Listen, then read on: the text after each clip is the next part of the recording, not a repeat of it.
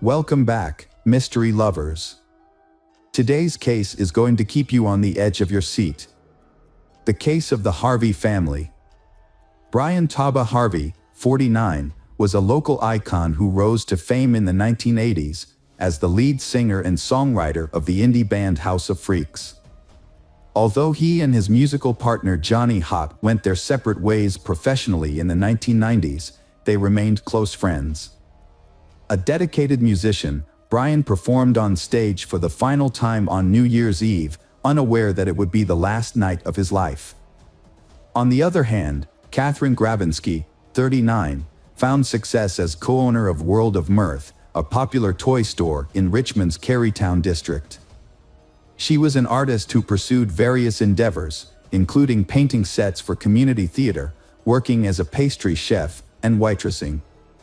Catherine had an older sister, Shelley Gravinsky, and was also the half-sister of actor Stephen Culp, known for his roles in TV shows such as The West Wing and Desperate Housewives, as well as various films. Brian and Catherine's paths crossed at the Border Cafe on Main Street, where Catherine worked and Brian frequently visited with Johnny. In 1990, Brian and Catherine got married. The House of Freaks then released an album featuring a song called I Got Happy, which was dedicated to Catherine. The couple had 2 daughters.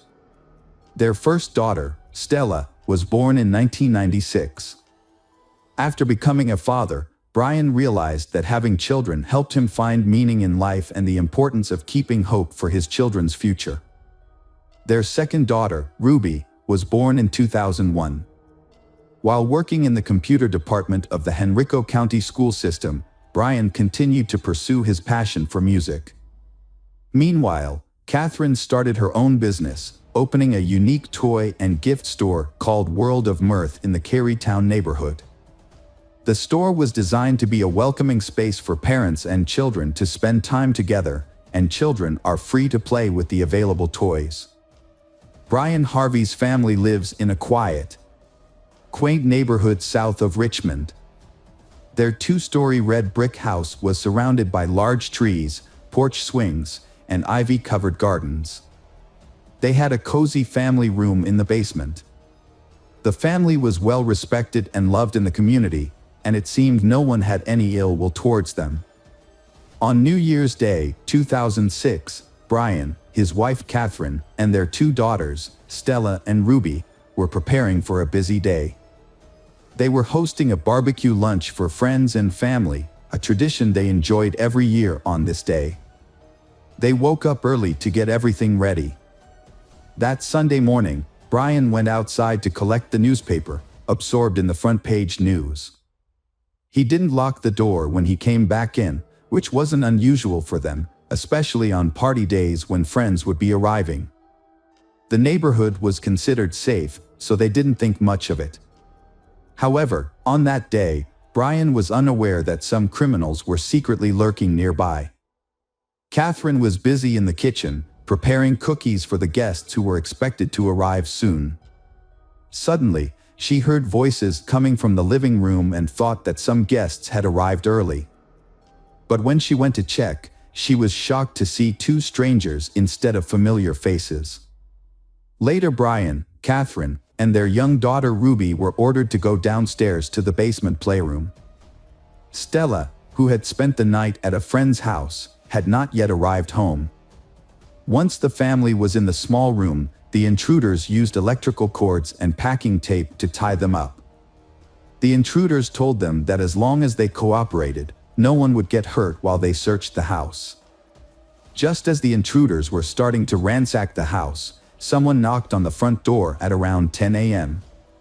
The leader of the intruders untied Catherine and told her to answer the door. However, he warned her that if she tried to escape or ask for help, her daughter and husband would be killed. Catherine was in a difficult situation.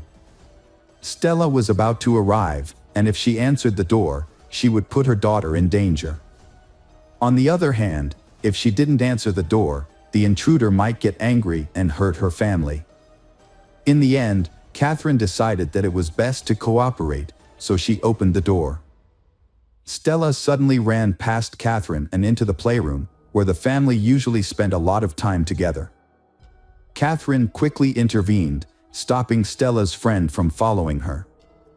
Kyron Perkinson, the friend's mother, later expressed her surprise at Catherine's unusual behavior. When Perkinson asked Catherine how she was feeling, Catherine said she was not well. Then, she made a circular motion with her hand, mimicking a gun and pointing it at her head. This abruptly ended the conversation, and Catherine shut the door. This strange gesture would later trouble Perkinson, wondered if Catherine was trying to convey something. She wondered if Catherine being monitored by the intruders. Perkinson left, intending to return later for a party. All 4 members of the Harvey family were now inside the house. Catherine went back to the basement and found Stella had been securely tied up alongside the rest of the family. Everyone was caught helpless and defenseless. Chaos broke out unexpectedly and without any prior indication. The assailant revealed a knife taken from the Harvey's kitchen and began slashing the family members' throats.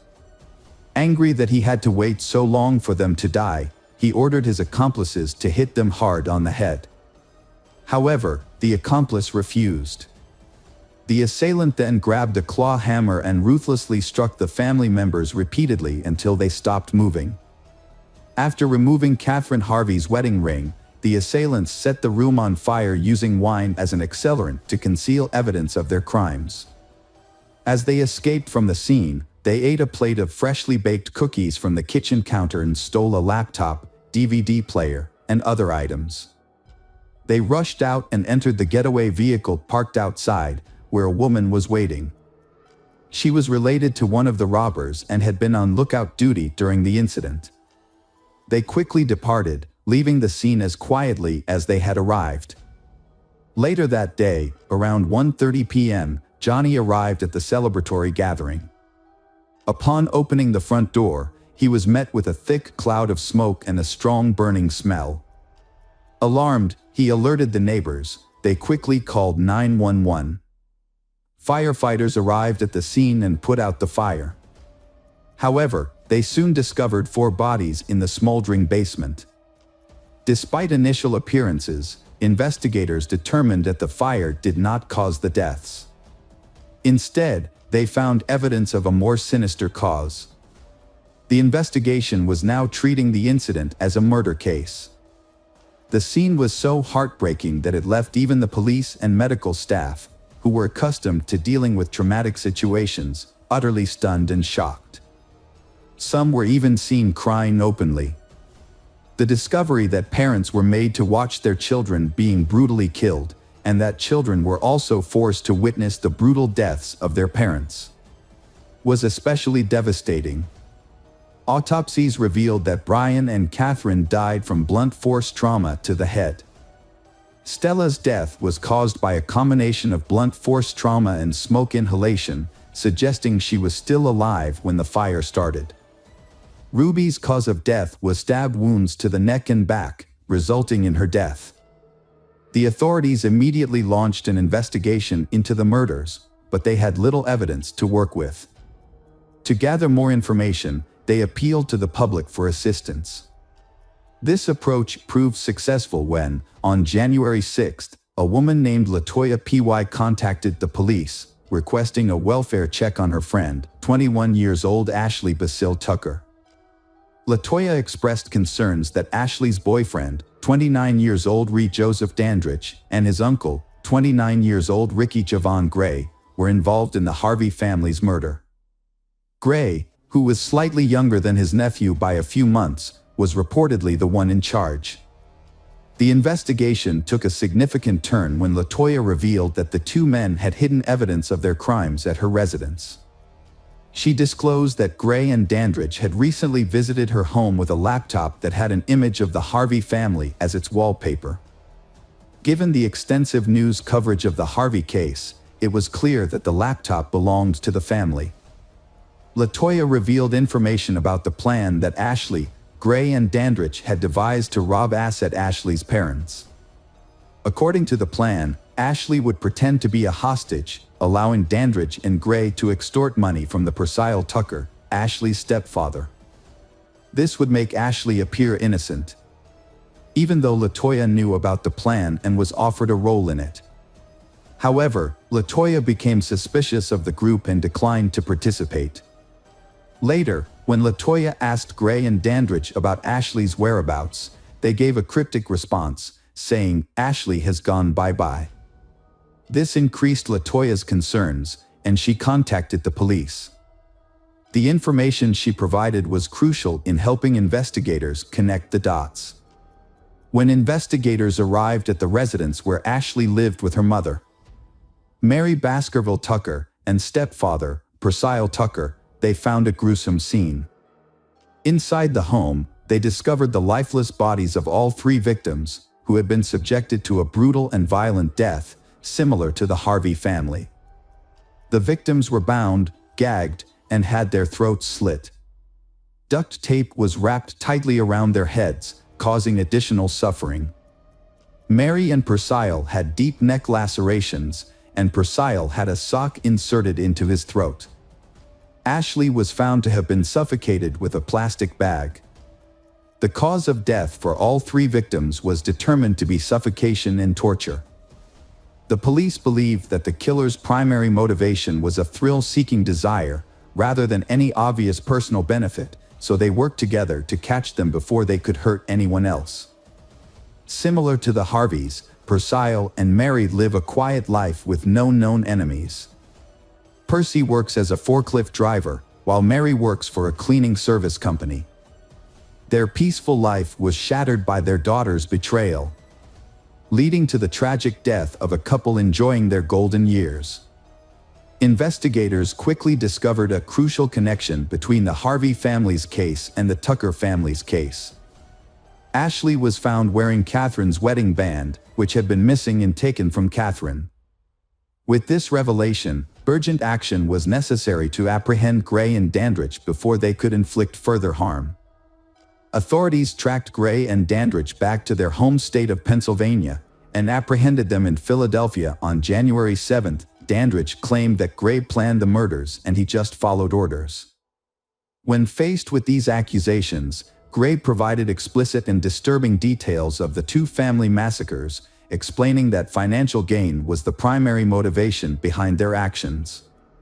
Notably, during the Harvey family murders, he was under the influence of an illicit substance called PCP, also known as phencyclidine or angel dust. This potent drug is known to cause auditory and visual hallucinations and often leads to aggressive behavior. During his confession, Gray showed no emotion, maintaining a chilling stare. His indifference to the lives he took led investigators to view him as a ruthless and heartless individual. Additionally, it was discovered that Gray was responsible for the murder of his wife, Trevor Terrell Gray, whose body was found in a shallow grave in Washington, Pennsylvania. The couple, married for 6 months, lived together in a house owned by Trevor's family. They shared the home with Gray's nephew, Dandridge. Trevor's parents reported that the couple frequently had intense arguments. On the day Trevor's body was discovered, Gray had claw marks on his forearm. Initially, neither Gray nor Dandridge were considered suspects by the Washington police. Trevor's mother, Manna Squires, claimed that the police thought Trevor's death was due to a drug overdose, which led to a slow investigation. Trevor's death initially raised suspicions, but a thorough investigation did not occur until Gray confessed to the crime in 2006. On December 31, 2005, a violent assault occurred outside a home in Arlington. Two men, later identified as Gray and Dandridge, attacked 26-year-old Ryan Key in front of his parents' house. The assault left Ryan with severe injuries, including stab wounds to the chest, neck, and arms. He spent 2 weeks in a coma due to the near-fatal attack. Additionally, he permanently lost the use of his right arm. Gray and Dandridge faced multiple charges related of the Tucker's family killings. Gray was charged with 5 counts of capital murder, while Dandridge faced 3 counts of murder. Despite initially admitting to their involvement, both men pleaded not guilty. Gray's 6-month trial concluded with a guilty verdict on all counts. He received a life sentence for the murders of Brian and Catherine Harvey. The court also sentenced him to death for the brutal murders of Stella and Ruby. Following Gray's conviction in September 2006, Dandridge chose to accept a plea deal to avoid the death penalty. He was sentenced to life in prison without the possibility of parole in December 2006.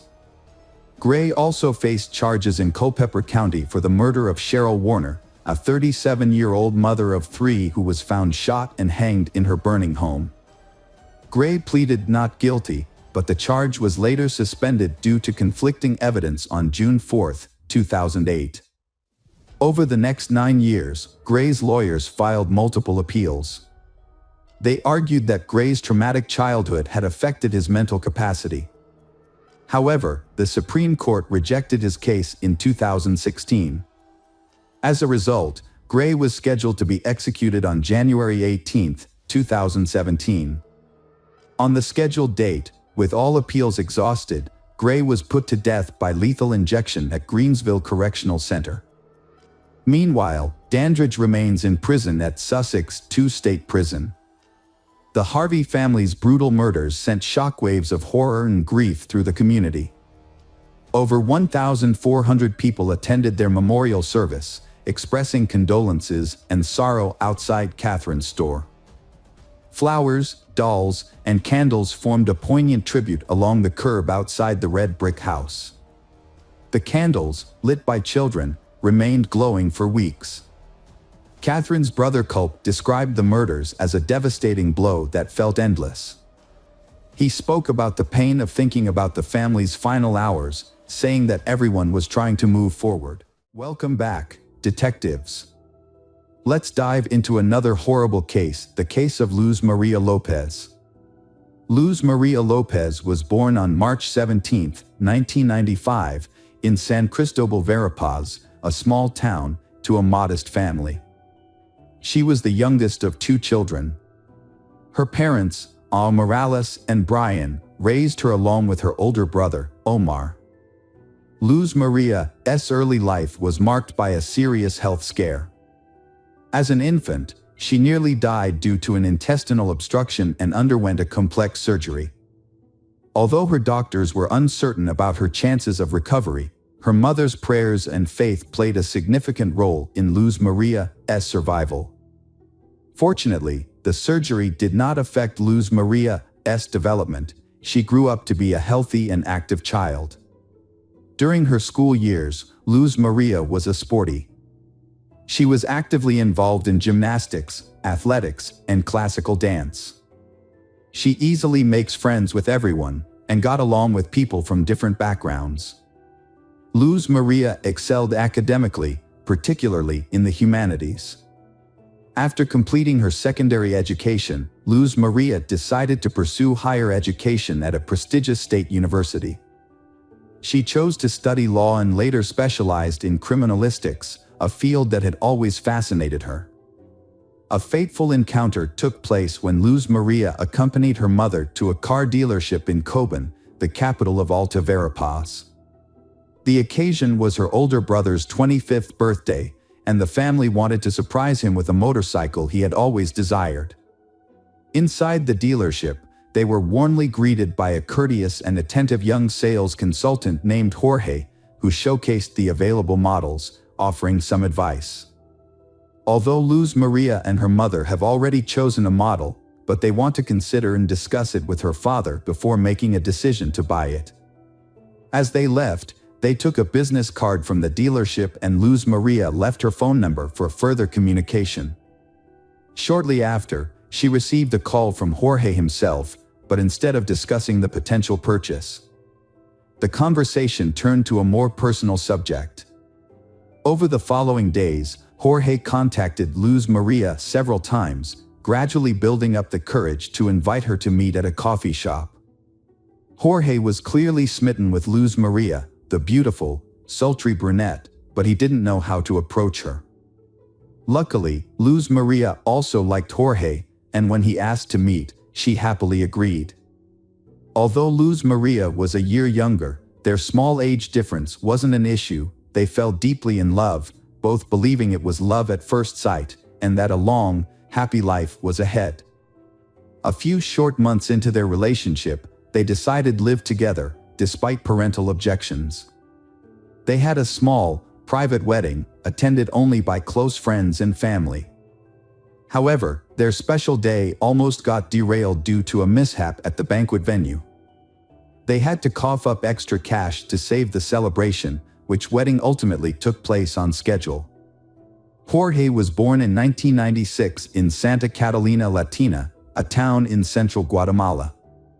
Jorge and his younger brother, Pablo, grew up in a low-income household. His family struggled financially, so as children, they did not have the luxury of fine clothes and expensive toys, as the family's limited income only covered the most basic needs. Even though Jorge grew up in difficult circumstances, he seemed to have no motivation to change his life for the better. He lived life at his own pace, choosing to enjoy simple pleasures rather than strive for advanced degrees or job security. Those who knew Jorge described him as introverted, unsociable, and having few close relationships, especially with women. When he met the love of his life, Luz Maria, he went all out to win her heart and quickly proposed, fearing she might change her mind. However, Luz Maria's parents, Morales and Brian, were suspicious of him from the start. They couldn't quite put their finger on what it was about him that they didn't like, but they couldn't convince their daughter to call off the wedding. The marriage turned out to be unhappy. After the wedding, Luz Maria became pregnant, but she had not yet finished her university degree and struggled to find a good job. Due to her lack of experience and health issues, she had to accept short-term, low-skilled jobs. Meanwhile, her husband lost his job and was in no hurry to find a new one. When their daughter, Alice, was born, the family's financial situation became more difficult. Both spouses were unemployed, and they had no money to pay rent, buy food, or pay for the family's basic needs. Jorge convinced Luz Maria that their only option was to temporarily move in with his parents. Luz Maria was initially hesitant, but facing no alternative and having a baby to care for, she eventually gave her consent. Luz Maria's mother was aware of the problems her daughter was facing in her marriage, but despite mother concerns, Luz Maria was optimistic that things would improve. Luz Maria assured her mother that everything would get better soon, so her mother decided to visit her and see how she was doing. However, when she went to Luz Maria's husband's house to see her daughter, she was shocked by what she found. Luz Maria was in a terrible state, eating only once a day and very little at that. This was partly due to Jorge's family not providing her with enough food, even though she was unemployed and breastfeeding her young daughter. The lack of food was only one of many problems Luz Maria faced in her in-laws' home. She was constantly belittled and even physically abused by her husband's younger brother. He was annoyed by the sound of the baby crying and the presence of children's belongings in the house. On several occasions, he threw items at Luz Maria, including a baby bottle that hit her and her daughter, Alice, who was in her arms. Despite witnessing these events, Jorge just stood by and did nothing to protect his wife and children, he treating them as if they were strangers. Morales convinces her daughter to take her granddaughter to her maternal home. Jorge arrived shortly afterwards, asking his wife to return home and promising to find a job. Luz Maria agreed, on the condition that they could rent their own apartment and live separately from Jorge's parents. After completing her education and defending her diploma, Luz Maria landed her dream job at the city prosecutor's office. As a smart, talented, and responsible young woman, she quickly earned the respect of her colleagues and began to advance in her career. As time passed, the family's financial situation significantly improved, thanks to Luz Maria's hard work and success. They were eventually able to afford a car. Meanwhile, Jorge continued to struggle with his own life, failing to find direction and instead relying on his wife's income. His laziness and jealousy intensified over time, causing tension in the household. Jorge had a volatile temper, and the situation worsened with time. Jorge was a man who preferred a life of leisure, spending most of his time at home watching TV, drinking beer with friends, and relying on his wife's income. He was extremely possessive and controlling, restricting his wife's freedom and autonomy. He wouldn't allow her to make friends, have lunch with colleagues, or even be alone without him. He constantly monitored her phone activity, checked her call history, and read her messages. He also forbade her from creating social media accounts. When they were alone at home, Jorge's behavior was just as bad. He frequently arguments, blamed his wife for all their problems, and never took responsibility for his actions. When they lived with his parents, Jorge failed to stand up for his wife, instead watching as she was humiliated, insulted, and even physically abused by his relatives. Jorge frequently resorted to physical violence in their relationship. He had a controlling attitude towards his wife, Luz Maria, and wrongly believed she would accept his abusive treatment. Their neighbors frequently heard screams coming from their house and witnessed signs of physical abuse on Luz Maria's face and body. Luz Maria had tried to leave her husband multiple times, taking their daughter and moving in with her parents. However, her husband would always show up, beg for forgiveness on his knees, and promise to change. Despite her parents' warnings to leave him, Luz Maria would forgive her husband and give him another chance. On December 15, 2020, after another violent argument, Luz Maria took their 3-year-old daughter, Alice, fled to her mother's house in tears. The next day, Jorge arrived, but it was unclear whether he was seeking reconciliation with his wife or just wanted his car back. He claimed to have found a new job and promised that their lives would improve, swearing that he would never physically harm Luz Maria again. Luz Maria believed him once more and returned to their rented apartment with her husband. In January 2021, Jorge failed to get a job as promised and stole the money Luz Maria had earned, leaving their family with nothing. Luz Maria called her mother to complain, and her mother agreed to meet with her to give her some money until she received her next salary. However, on January 19th, Luz Maria failed to show up and was unreachable by phone, which was unusual for her. Concerned for her daughter's well-being, Morales went to Luz Maria's workplace the next day and found that she had not shown up for 2 consecutive days and had not been in contact with anyone. Around the same time, Jorge was also looking for Luz Maria. He went to the prosecutor's office claiming they had a fight and assuming she had gone to her mother's house. However, Morales suspected that he was lying and immediately went to the police to report Luz Maria missing. That same day, a nationwide alert system was launched under the codename Isabel Claudina. This system was originally designed to facilitate urgent searches for missing young women. When the massive search began, her husband, Jorge, was immediately identified as the lead suspect. In fact, he was the only suspect. Luz Maria had no enemies, and there was no reason to believe she had been kidnapped. The last person to see her alive was Jorge himself. Jorge denied any involvement in Luz Maria's disappearance, claiming he had been searching for her and was outraged to be considered a suspect. Jorge's story had several holes in it, and he couldn't give a clear reason for not telling the police about his wife's disappearance on the same day it happened.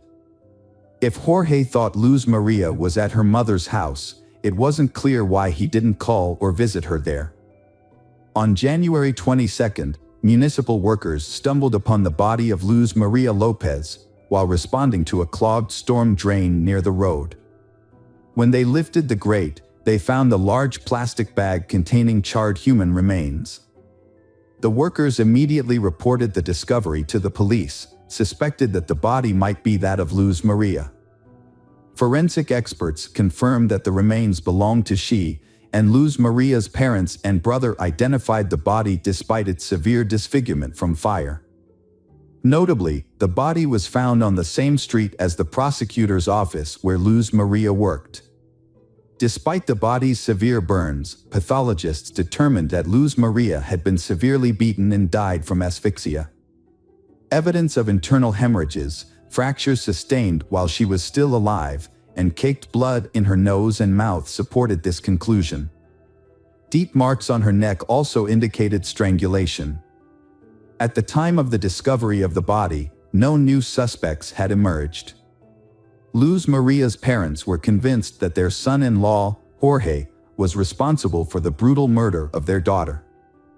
As a result, Jorge was immediately taken into custody, and investigators began to look into the motive behind the crime. Experts in psychology and criminal behavior were consulted to examine the relationships within the family and the marriage. During the investigation, Luz Maria's mother, Morales, provided an audio recording that had been sent to her anonymously by a neighbor who had witnessed their frequent arguments. The recording captured a heated argument between they, in which Luz Maria frantically screams and cries for help, accompanied by the faint sounds of a child crying in the background. Morales was deeply shocked and extremely upset by the news. She emphasized that if the witness had immediately contacted the police, her daughter might still be alive. The witness did not call the police or even visit the house where the screams originated. The police were unable to locate the anonymous person, which meant they could not be officially involved in the investigation. During an interview, Morales urged citizens to be vigilant and report instances of domestic violence to the police rather than simply documenting them. She believed that such actions could help save lives. The crime sparked widespread outrage, prompting thousands of people to take to the streets and demand justice for Luz Maria. Jorge was taken into custody, but he continued to deny his involvement, claiming he had driven his wife to work on the day she disappeared. Security footage did show their car heading in the direction of her workplace, but the tinted windows made it impossible to determine how many people were inside. Additionally, no footage showed the car stopping or Luz Maria getting out. At the house they was renting, police discovered evidence of a violent incident. There were faint blood stains and drag marks, suggesting that this was where the brutal attack had occurred.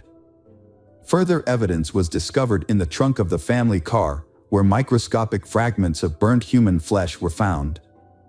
The investigators also became interested in a recent purchase made by a double orthopedic mattress. Specifically, they were interested in the dense polyethylene wrapping that came with the mattress. A comparative analysis revealed that Jorge had used this wrapping to package the burnt remains of Luz Maria. Additionally, several neighbors came forward as witnesses, reporting that they had frequently heard Jorge yelling at his wife and threatening to kill her. Just days before Luz Maria's disappearance, Jorge had been overheard shouting that he would kill her if she tried to leave him, and that he would hide her body so well that no one would ever find it. Criminologists used collected data and witness testimony to reconstruct the events surrounding the crime. On the night of January 19, 2021, a brutal murder took place. The day before, Luz Maria and her husband, Jorge, had a violent argument. Jorge physically assaulted her. On this occasion, his rage escalated, causing him to strike his wife multiple times. Her screams for help were heard by the neighbors, but they failed to report the incident to the authorities. The beating left Luz Maria with a broken nose and a head injury. Jorge then strangled her with his bare hands. In an attempt to dispose of the body, he dragged it to the backyard, doused it with flammable liquid, and set it on fire. However, the fire produced a significant amount of smoke and a strong odor, which Jorge feared would attract the attention of the neighbors. He quickly extinguished the flames, wrapped the charred remains in plastic, and sought a secluded location to hide the body, he believing it would never be discovered. Jorge committed a heinous crime in front of his 3.5-year-old daughter, who was old enough to partially understand what was happening. The child witnessed the beating and crime, and her cries and screams were recorded. Despite this, Jorge attempted to cover his tracks by using his knowledge of forensics, gained from his wife's textbooks to create an alibi. He disposed of her body in a drainage sewer on a poorly lit road with no surveillance cameras. The next morning, Jorge drove to his wife's workplace, pretending to have taken her there as usual. He then began a fake search for her, contacting her colleagues, friends, and family. During the trial, Jorge's lawyers delayed proceedings and attempted to mislead the investigation. They claimed that all the evidence and witness statements were indirect and did not directly prove Jorge's guilt. Defense attorneys requested that Jorge's detention be changed to house arrest, arguing that he was deeply depressed due to the accusations of killing Luz Maria he loved and the mother of his child. However, the crucial evidence came from Luz Maria's phone, which was in Jorge's possession. On the day after the crime, he sent multiple messages from her phone to different people, attempting to make people believe that Luz Maria was still alive. An analysis of the phone's movements revealed that it was consistently in the same locations as Jorge's phone. The defense team attempted to spin this evidence in their favor, claiming that Jorge had found his wife's phone and was driving around the city with it while searching for her. However, they failed to explain why Jorge was sending messages from her phone. Furthermore, bruises and scratches on Jorge's body, which were documented by experts through photographs, suggested that Luz Maria had put up a struggle. The most noticeable injury on Jorge was a scratch on his neck. However, investigators were unable to find Jorge's skin cells under Luz Maria's fingernails. Despite several questionable points in the case, the prosecutor pushed for the maximum possible sentence. The defendant was found guilty of brutally murdering his wife in October 2022. Jorge was sentenced to 50 years in prison, despite maintaining his innocence. Custody of their young daughter, Alice, was awarded to her maternal grandparents. The grandparents expressed that their granddaughter had given their lives new meaning. Hello friends, welcome to our channel. Today we're going to take a look at another horrible case with you. The case of Anna Walsh. Anna Luic, later known as Anna O'Neill, was born on April 18, 1983 in Belgrade, Serbia. She grew up in a cultured family with her younger sister. At the 5th Belgrade Gymnasium, Anna excelled as a standout student. She then attended Belgrade Research University, the most historic and expansive university in Serbia. Anna pursued foreign languages, earning a master's degree in French language and literature at 22. With her diploma, Anna sought a new chapter in the United States, fully supported by her family. In 2005, she settled in the U.S., aiming to further her education in hospitality management. She took administrative roles at prestigious hotels, including the Inn at Little Washington in Virginia. Anna's warm approach, sense of duty, and conflict resolution skills quickly earned her respect from peers and supervisors. Multilingual and charming, she formed connections easily. Beloved by colleagues and friends, Anna seized every chance to shine. She became a U.S. citizen, retaining her Serbian nationality, and enjoyed a high income, investing in property and a car. Her travels further broadened her horizons, and her career flourished, leading to a promotion to senior manager. Anna's captivating qualities, including her intelligence, beauty, slender physique, and radiant smile, drew in numerous admirers. While working at the Wheatley Hotel in Lenox, Massachusetts, she met and fell in love with Marcus O'Neill, the hotel's head chef. Their romance ultimately led to their marriage in 2009, at which point Anna took her husband's last name. Born in July 1975 in Boston, Massachusetts, Brian Paul Walsh came from a prominent, wealthy, and respected family. As a young man, he would frequently borrow money from friends, only to fail to repay them.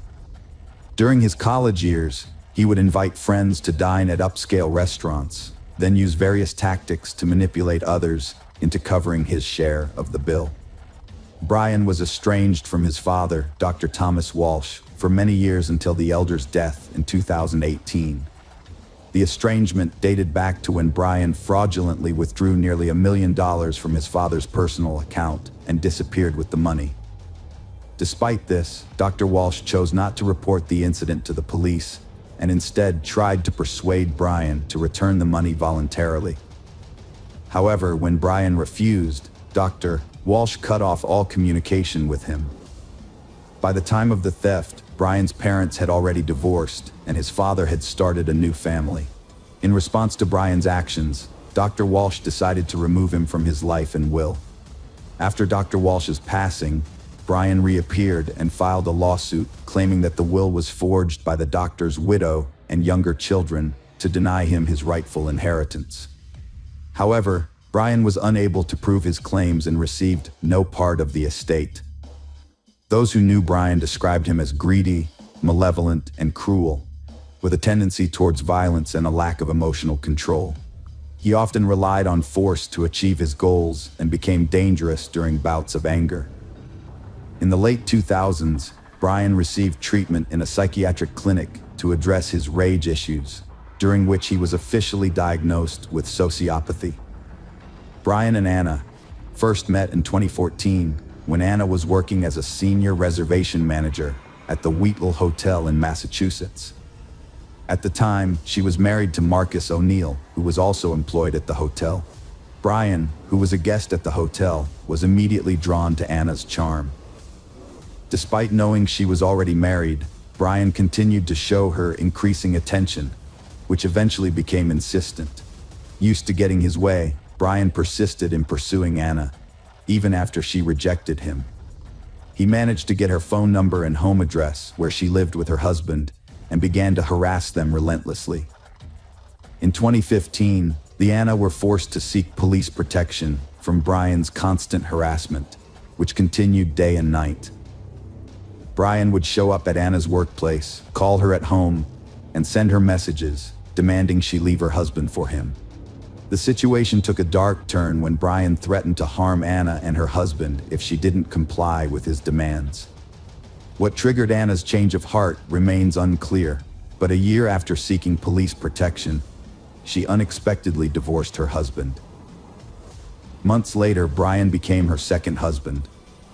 They settled into a luxurious home in Quezon, Massachusetts, an upscale neighborhood about 20 miles southeast of Boston. They had 3 sons in quick succession, with the boys being 2, 4, and 6 years old at the time of Anna's disappearance. Despite having a demanding job, Anna successfully balanced her career with motherhood, never taking maternity leave. She became the regional general manager at Tishman Speyer, a real estate company, earning a high salary and becoming the primary breadwinner for the family. Due to her frequent business trips to Washington, D.C., she also bought a second home in her name, where she stayed during these trips. To help take care of their children during her absences, Anna relied on visiting nannies. Meanwhile, Brian was unemployed while his wife was building their family and advancing her career. He had spent most of the $1 million he had taken from his father, and all of Anna's acquisitions were registered in her name. As a result, Brian was actively searching for ways to generate effortless income. Before marrying Anna, Brian had formed a connection with a wealthy individual in South Korea, whose family possessed an impressive art collection. After returning to the U.S., Brian maintained this connection and was unexpectedly asked by his friend to assist in selling several Andy Warhol paintings. Instead of just earning a commission, Brian decided to profit from the transaction. He gained access to a series of abstract Warhol paintings titled Shadow and appraised each one, obtaining authenticity certificates. Then, he created copies of both the paintings and documents. Brian found artists who could create precise replicas, convincing them he needed backups, since each original was worth around $250,000. For several years, he successfully sold fake paintings as originals to collectors worldwide. However, one buyer, an expert in Andy Warhol's work, quickly identified a forgery and sued Brian. The FBI investigated, and in April 2021, Brian pleaded guilty to selling counterfeit art. He was placed under house arrest after his lawyer negotiated a deal, requiring him to return the proceeds to the buyers and avoid prison time. Brian was under house arrest, but he was allowed to leave his house twice a day for specific activities. He could drive his children to and from school, and had a 2.5-hour window in the morning to visit a limited list of approved places in his neighborhood. such as stores, pharmacies, and dry cleaners, to buy essential items. On December 31st, 2022, Mrs. Anna Walsh mysteriously disappeared. The Walsh family had planned to celebrate New Year's Eve together at home, just the five of them, Anna, Brian, and their three young sons. After the boys went to bed early, Anna and Brian stayed at the dinner table. That evening, Anna posted a message on social media, wishing everyone a happy new year, and hinting that the past year had been tough, but she and Brian were still together. Anna was scheduled to fly to Washington, D.C. for work on January 3rd, but when she failed to show up, her employer Tishman Speyer reported her missing to the police on January 4th. Brian also reported her missing, worried that he hadn't been able to contact her for days. According to Brian, he last saw Anna on January 1st when she woke him up early in the morning, claiming she had to go to work due to some issues and her boss had asked her to come in earlier than planned. He believed she then headed to the airport with only a few belongings. However, several inconsistencies in the case soon arose. For instance, Anna had not bought, changed, or reserved a flight ticket for January 1st, and she had not canceled her scheduled flight for January 3rd. Additionally, she was not seen at the airport on either January 1st or 3rd. Furthermore, it was unclear how she left the house since her personal car was still in the garage and she had not called a taxi. Brian's suggestion that she might have hitchhiked was not convincing. Brian's statements and behavior sparked numerous questions. His explanations were contradictory, and he didn't appear particularly concerned about the unfolding events. Despite being unable to contact the mother of his children for over 3 days, he only reported her missing on the 4th day, and only after her workplace called. From the start, Mr. Walsh was considered a prime suspect, yet law enforcement didn't have enough evidence to arrest him or obtain a warrant to search their family home. They conducted a limited inspection with the homeowner's permission, but it didn't yield any results. Brian claimed to have led a normal life during those 3 days, visiting usual stores and doing household chores. However, verifying his claims was challenging, as he often left the house without his phone, which he alleged was frequently taken by his older children to play games without his permission. On January 5th, the police issued a public appeal on TV, showing a photo of Anna and asking anyone who knew her whereabouts or what had happened to her to contact the authorities immediately. However, no one came forward with any information. The last time Anna had been in touch with anyone was on December 31st, when she made phone calls to her mother and sister. Her husband was the last person known to have seen her. Surveillance cameras in the neighborhood did not capture any footage of Anna on the morning of January 1st, making it seem as though she had never left her home. In contrast, her husband was recorded leaving and returning to their home several times, but it was impossible to determine where he had gone. His claim of visiting a supermarket was proven to be false, as his vehicle was not seen on any routes to the store, and he was not spotted inside. It wasn't until January 8th that Brian was arrested for making false statements and was taken in for questioning at the police station. His home was finally searched, and it was discovered that on January 1st, he had visited a hardware store in a different area, which was not on the list of approved locations he was allowed to visit while under house arrest. At the hardware store, Brian spent nearly $500 on a large quantity of cleaning supplies, including plastic sheeting, duct tape, a mop and bucket, and utility rags. He paid in cash, likely hoping to keep his visit secret. During a search of the Walsh family home, disturbing discoveries were made.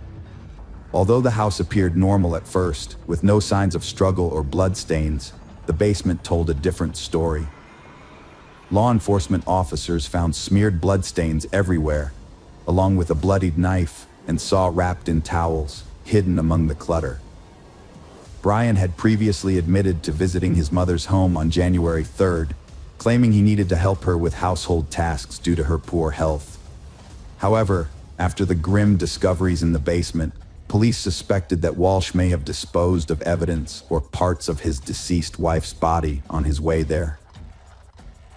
They inspected trash bins in the area where the couple lived, as well as along the road to his mother's house, and found a kitchen hatchet with dried blood and several blood-stained towels, similar to those found in the Walsh basement. Forensic analysis confirmed that the blood in the basement on the towels, knife, hatchet, and saw belonged to Anna, confirming her death. The seized laptop and tablet revealed a disturbing search history. Weeks prior to his wife's disappearance, Brian had been actively searching online for information on the most favorable states for divorce in terms of property division. He also looked into whether he could claim the second home in Washington, D.C., which was owned by Anna and registered solely in her name, suggesting a possible motive for the crime. One of the earliest searches, made around 4 a.m. on January 1st, was about how long it takes for a body to decompose. This was followed by nearly 24 searches on how to dispose of a body, including how to clean up blood traces, how to dismember a body, and whether a body could be identified if the teeth were removed. He also searched for information on how long DNA traces last and whether a person could be charged with a crime if the body was never found. All of these searches were conducted on his young child's tablet. By January 3rd, Brian's searches had shifted to inheritance, as he looked into how and when someone can inherit the property of a person who has disappeared. This suggests that he was confident he would avoid punishment and was preparing to claim the inheritance. On January 18th, Brian was officially accused of murdering his wife, even though her body or remains had not been discovered. Prosecutors allege that on New Year's Day, Brian intentionally or accidentally killed his wife, then decided to get rid of her body by dismembering it in their home's basement. He allegedly put the body parts in plastic bags and threw them away in trash cans located in different areas of the city. The area surrounding the Walsh home, as well as nearby empty lands, wooded areas, and bodies of water, were extensively searched for evidence, but nothing was found. The defendant, Brian Walsh, has pleaded not guilty and is refusing to reveal what happened to Anna's body. Recently, Anna had been unhappy and was considering divorcing her husband, which she mentioned several times during phone calls with her mother and sister the day before she vanished. However, her mother did not take Anna's threats seriously and decided to put off her visit. The trial is ongoing, and Brian is being held at the Norfolk Correctional Facility as he awaits his next court date. Anna's mother is following the investigation from her home in Serbia and has not traveled to the United States. The Serbian Ministry of Foreign Affairs has contacted the New York consulate, which is in touch with the Norfolk District Attorney's Office, to ensure Anna's mother is kept informed about the investigation and hearings. Brian and Anna's 3 sons are now in state custody because none of Brian's family members are willing to care for them. They cite Anna's mother's age and poor health, and her sister, who lives in Canada, has also declined to take in her nephews. The only person willing to take the boys in is Pamela Bond, a close friend of Anna's, who prefers this to them being separated and placed in different foster homes. Hello friends, welcome to our channel. Today we're going to take a look at another horrible case with you. The case of Michelle Williams. Michelle was raised in Hurst, a suburb of Dallas, Texas, alongside her younger sister Laura. After their mother left to pursue a better life, their father took on the responsibility of raising them. However, he struggled to provide for the family, often relying on unstable construction work and seeking solace in alcohol. In an attempt to make ends meet, Michelle's father devised and carried out schemes to obtain easy money. He would take jobs at factories, intentionally injure himself, and collect insurance payouts. Although this tactic initially worked, it was eventually exposed with the help of CCTV cameras at one of his workplaces, resulting in his arrest and imprisonment. Growing up in an environment filled with deception and manipulation, Michelle became accustomed to a life of dishonesty. She desperately sought escape from this reality, but the lies and deceit had become ingrained in her way of life, making it difficult for her to imagine an alternative. Michelle longed to grow up quickly and leave her impoverished life behind. By the age of 15, she had developed into an attractive young woman, drawing attention from both her peers and older individuals. Michelle soon discovers that she can use her femininity and charm to influence the men around her and get what she wants. As a result, she enters a series of romantic relationships with various men. At 17, Michelle drops out of school and marries 16-year-old Kenneth O'Brien, telling him she's pregnant. Kenneth takes responsibility for his young wife and unborn child, joining the army to provide for them. They move frequently, having 2 more children, but Michelle grows dissatisfied with their nomadic lifestyle and temporary military housing. After 5 years, Michelle leaves Kenneth, citing his infidelity and physical abuse as reasons for the divorce. She returns to her hometown of Hearst, portraying herself as a victim of domestic violence to garner support from relatives and friends. As Michelle rebuilds her life, she reconnects with an old classmate, Brandon, and falls in love. Brandon is smitten with Michelle and happily accepts her 3 children from her previous marriage. They were preparing to get married, but just before the wedding, Brandon became furious with Michelle.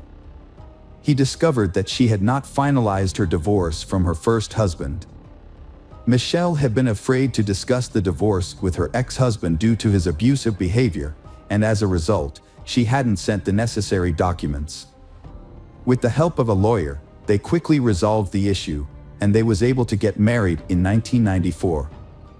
Initially, their family life was peaceful and routine. Brandon focused on growing his IT company, while Michelle worked as a dental assistant. However, Michelle had bigger aspirations. She began bringing home various dental equipment and supplies. Brandon's concerns grew as he suspected something was wrong. It was later revealed that Michelle had been stealing. Fortunately, they avoided going to trial. However, this incident marked the beginning of Brandon's trust issues with his wife. When neighbors reported that cars frequently visited their house while Brandon was at work, he installed a tape recorder in several rooms. Upon listening to the recordings, he discovered that various men were visiting their home throughout the day. Brandon conducted his own investigation and discovered that Michelle's first marriage ended in divorce due to her repeated infidelities, contradicting her claim that it was her husband's abuse. Upon learning this, Brandon reached his limit and requested a divorce. Enraged that Brandon was the one to initiate the split, Michelle sought revenge while he was away at work. Brandon had a valuable saltwater aquarium with thousands of dollars worth of fish. Michelle destroyed it by pouring Comet into the tank, killing all the fish. But that was not the end of her destructive behavior. Brandon's dog, Domino, was also a victim of Michelle's cruelty. She gave the dog sleeping pills, which led to its death. However, this was only the beginning of Brandon's nightmare. Michelle's actions continued to cause harm, and Brandon eventually learned the truth about her when his marriage was ruined. What Michelle did to Brandon was not an isolated incident. Her treatment of other men was even more shocking. It was later discovered that Michelle's first child was the child of her and John Paul Ray, a high school classmate of hers. Instead of telling John the truth, Michelle convinces Kenneth O'Brien that the child is his and he is forced to marry her. For 13 years, Kenneth believed the child was his child and even paid child support from age 5 to 18. After Michelle's divorce from Brandon, she moved in with John, the father of her first child. They lived together in a common-law marriage for 8 years. However, their relationship ended abruptly when John suspected Michelle of cheating on him. Michelle confirmed she was having an affair, which led to John moving out and leaving most of her belongings behind. She then met Greg Williams, a man with a history of marital failures, having been married twice before and having a daughter named Taylor from his previous marriage to Katie. After Greg and Katie's divorce in 2003, They shared custody of Taylor and maintained a good relationship, which made a formal child support agreement unnecessary. Greg was a successful and generous man who seemed like a perfect partner for Michelle. In 2007, Greg and Michelle had a daughter named Michaela, and they got married a year later. Their marriage seemed like the epitome of the American dream, with plenty of money, children, and love. Michelle appeared to have finally achieved the life she had always wanted. Greg came from a family with strong principles and had achieved success through his own hard work from a young age.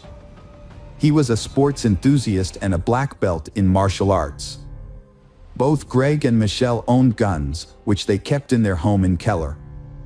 Michelle kept a silver .40 caliber pistol in a safe, while Greg stored his black LAA .45 caliber gun, always loaded, in a case under his bedside table. Despite their differences, they was committed to making their marriage work. They regularly hosted birthday parties for their children from previous relationships at their home in Keller. Michelle's adult children frequently hosted barbecues and pool parties at their home, which was always filled with friends. Despite their idyllic suburban life and bright daughter, Michelle and her husband Greg didn't fit the traditional American couple mold. They had met through an online forum for those interested in bondage, domination, sadism, and masochism, and their raucous adult gatherings had drawn numerous complaints from their neighbors. On October 13, 2011, at 4:40 a.m., an emergency call was made by a frantic woman, claiming she and her husband had been attacked by an intruder. She reported being injured and her husband shot. Police quickly arrived at the scene, discovered a blaring television and a baby sleeping on the couch inside the house. Michelle's daughter was fast asleep and unharmed during the incident.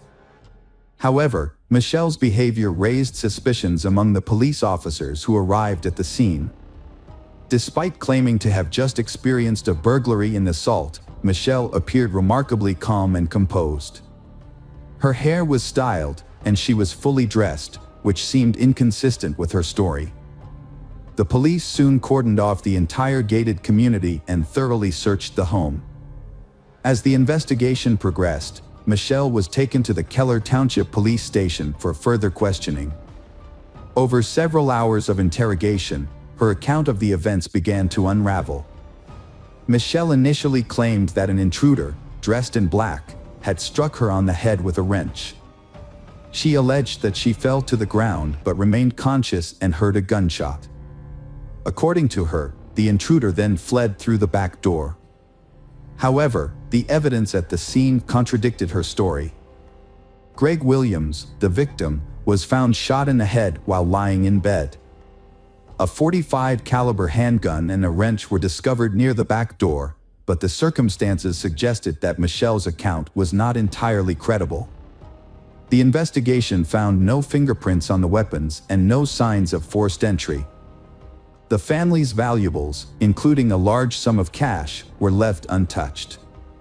Security footage revealed that the only car to enter the gated community before the crime belonged to a newspaper delivery person. Michelle attempted to mislead the police by fabricating a story about the attack. She even went so far as to injure herself with a wrench and stage the scene. However, detectives noticed inconsistencies in her account. The discovery of the gun used in the crime, devoid of fingerprints, further raised suspicions. The final discrepancy was the untouched $20,000 in cash, which Michelle couldn't explain. While Michelle was unable to provide a reason for why her husband, a successful businessman and devoted father, would take his own life, she was able to justify her own actions. Michelle claimed she wanted to protect their young daughter from the painful truth about her father's death. She told the police that she had cleaned the gun and washed her husband Greg's hands to remove fingerprints, and then staged a fake home invasion before calling for help. This explanation seemed strange, but it explained why no evidence of an intruder was found.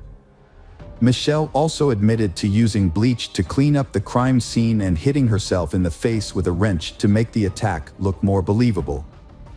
From the start, the police in Keller suspected that Michelle's story was not true, but at the time, they did not have any physical evidence that linked her to the crime. Michelle was arrested for lying to the police, but she was later released. Around 5 p.m. on the day of her husband's murder, Michelle visited her sister Laura's home. During the evening, Michelle cried occasionally, but her sister felt that Michelle's tears seemed insincere. Notably, Michelle didn't mention her late husband's name once. The next morning, when questioned by police, Michelle appeared to be in a great mood. She was well dressed, had styled her hair, and was wearing makeup. Despite the ongoing investigation into her husband's death, Michelle went out for breakfast at a popular restaurant. As investigators struggled to find a motive and credible evidence, Michelle inadvertently provided them with both. During her initial interrogation, Michelle claimed she wasn't interested in money. However, her actions after Greg's death told a different story. She quickly began selling off assets from their family businesses and spending large sums of money. Michelle had been cashing checks through her husband Greg's IT company, but the exact amount is unknown. It is likely that the amount was substantial. After selling the Blueberries frozen yogurt store in Keller, Michelle made a crucial mistake. She attempted to claim the payout on Greg's life insurance policy, for which she was the sole beneficiary. The policy was taken out on August 12, 2011, nearly 2 months before Greg's death. However, Michelle overlooked a key detail: the policy did not cover Greg's death since he had taken his own life. As a result, the insurance company denied her the $60,000 payout, which was the primary motive for the crime. Later, another financial irregularity came to light that raised suspicions about Michelle. It was discovered that she had used falsified financial documents to secure a mortgage loan for the house that she and Greg were planning to buy before his death. The account numbers had been intentionally altered, and the lender did not immediately detect the elaborate scheme. Following Greg's death, Michelle canceled a meeting with the mortgage company, and the fake account went undiscussed until it caught the attention of the police. Despite the scrutiny, Michelle felt confident in her ability to avoid consequences and wrote a check for $188,000 to attorney Kenneth Wincorn. She then took a week-long vacation to Grapevine with her children. During a 3-month investigation into Greg Williams' death, police uncovered a web of deceit spun by his wife, Michelle. An autopsy revealed that Greg was shot from a distance of 12 to 18 inches. A toxicology report also showed that Greg had a large amount of sleeping pills in his system at the time of his death. Further investigation found no evidence of a break-in or assault on the house. Instead, police determined that Michelle had sedated her husband, turned up the TV volume, and shot him from close range. Their daughter was asleep in her room and did not hear the shooting. On November 3, 2011, the Tarrant County Medical Examiner officially ruled Greg's death a homicide. Michelle Williams was arrested on January 9 while on her way to a fitness center. She was charged with murder, tampering with evidence, and providing a false statement to police. As the sole witness and suspect, Michelle's bail was set at $522,000. However, she spent only a week in custody before being released on a reduced bail of $85,000. Michelle walked out of jail wearing gym clothes and a GPS monitor, accompanied by her new attorney, Kenneth Wincorn. However, this news infuriated Kathy, Greg's first wife, as she had paid Wincorn with money from Greg's estate, which she believed should not be used to defend Michelle, who was accused of killing Greg. According to online court records, Kenneth Wincorn's law firm had handled Greg and his ex-wife Kathy's divorce in 2003, and his name appeared on documents related to the custody agreement for their daughter Taylor in 2008. However, Wincorn later provided evidence showing his company, rather than him personally, had handled Greg's divorce case, which cleared him of the accusations that he had colluded with Michelle. Kenneth Wincorn learned of Greg's murder from an IT company employee. He described the news as shocking. Later, Michelle sought his help after her attempt to profit from Greg's death failed. Michelle changed her name to Shelley and presented herself as a fitness guru on Facebook. She publicly revealed her relationship with Gene Wallace, a friend of her oldest son who is nearly 15 years younger than her. Shelley and Gene opened a fitness club in Bedford and actively promoted it online. Michelle spent the next few months attending court hearings, enjoying her new relationship, and participating in fitness classes while wearing a GPS tracking ankle bracelet. Her courtroom attire often included miniskirts, knee-length boots, and revealing blouses. According to Greg's ex-wife Kathy, Michelle never showed any signs of mourning Greg's death. Rob Conover, a friend of Greg's for over 20 years, attended many of Michelle's hearings. He observed how Michelle skillfully manipulated police officers, portraying herself as an innocent woman in need of protection. On October 9, 2013, 45-year-old Michelle took a plea deal, pleading guilty to tampering with evidence and deadly conduct. Michelle Williams has been sentenced to 18 years in prison for tampering with evidence and engaging in deadly, dangerous conduct. This is a third-degree felony that is only recognized in a few states. Initially, Michelle admitted to cleaning the gun and her husband Greg's body, but the lack of her DNA at the scene raised doubts about the first-degree murder charge. The trial of Michelle Williams, also known as Keller's Black Widow, has begun. Prosecutors allege that she intentionally targeted her husband in 2011 to collect on his substantial life insurance policy. They described the crime as a clearly planned scheme motivated by greed. According to prosecutors, Michelle drugged her husband with sleeping pills and then shot him in the head to collect the insurance payout. Michelle admitted to cleaning the gun and Greg's body, but the lack of her DNA at the scene raised doubts about the first-degree murder charge. In a statement, Michelle's attorney, Kenneth Wincorn, highlighted the challenges in the case due to the thoroughly cleaned crime scene. If the jury finds that Michelle tampered with evidence and cleaned up the crime scene, she could receive a life sentence. During the trial, prosecutors stated that in the hours preceding the violent death, Greg Williams had a heated argument with his wife over financial issues. The altercation escalated to the point where he slapped her for spending a significant amount of money intended for a house down payment. In contrast, Michelle Williams' defense team claimed that Greg Williams took his own life. Defense attorney Clay Graham added that Greg Williams frequently struggled with depression and was known to use sedatives and steroids regularly.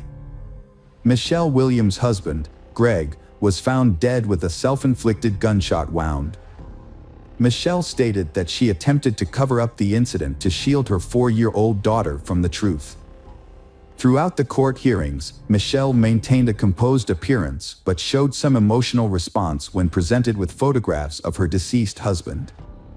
Michelle planned to blame Greg's ex-wife for the crime, claiming it was due to custody disputes. However, this plan was flawed as there were no actual disputes. Michelle's adult son testified against her, revealing she had asked him to assist in framing Greg's ex-wife. After many hours of deliberation, the jury found Michelle guilty of tampering with physical evidence, a felony offense. She received a harsh sentence, 60 years in prison, with the stipulation that she must serve at least 30 years before becoming eligible for parole.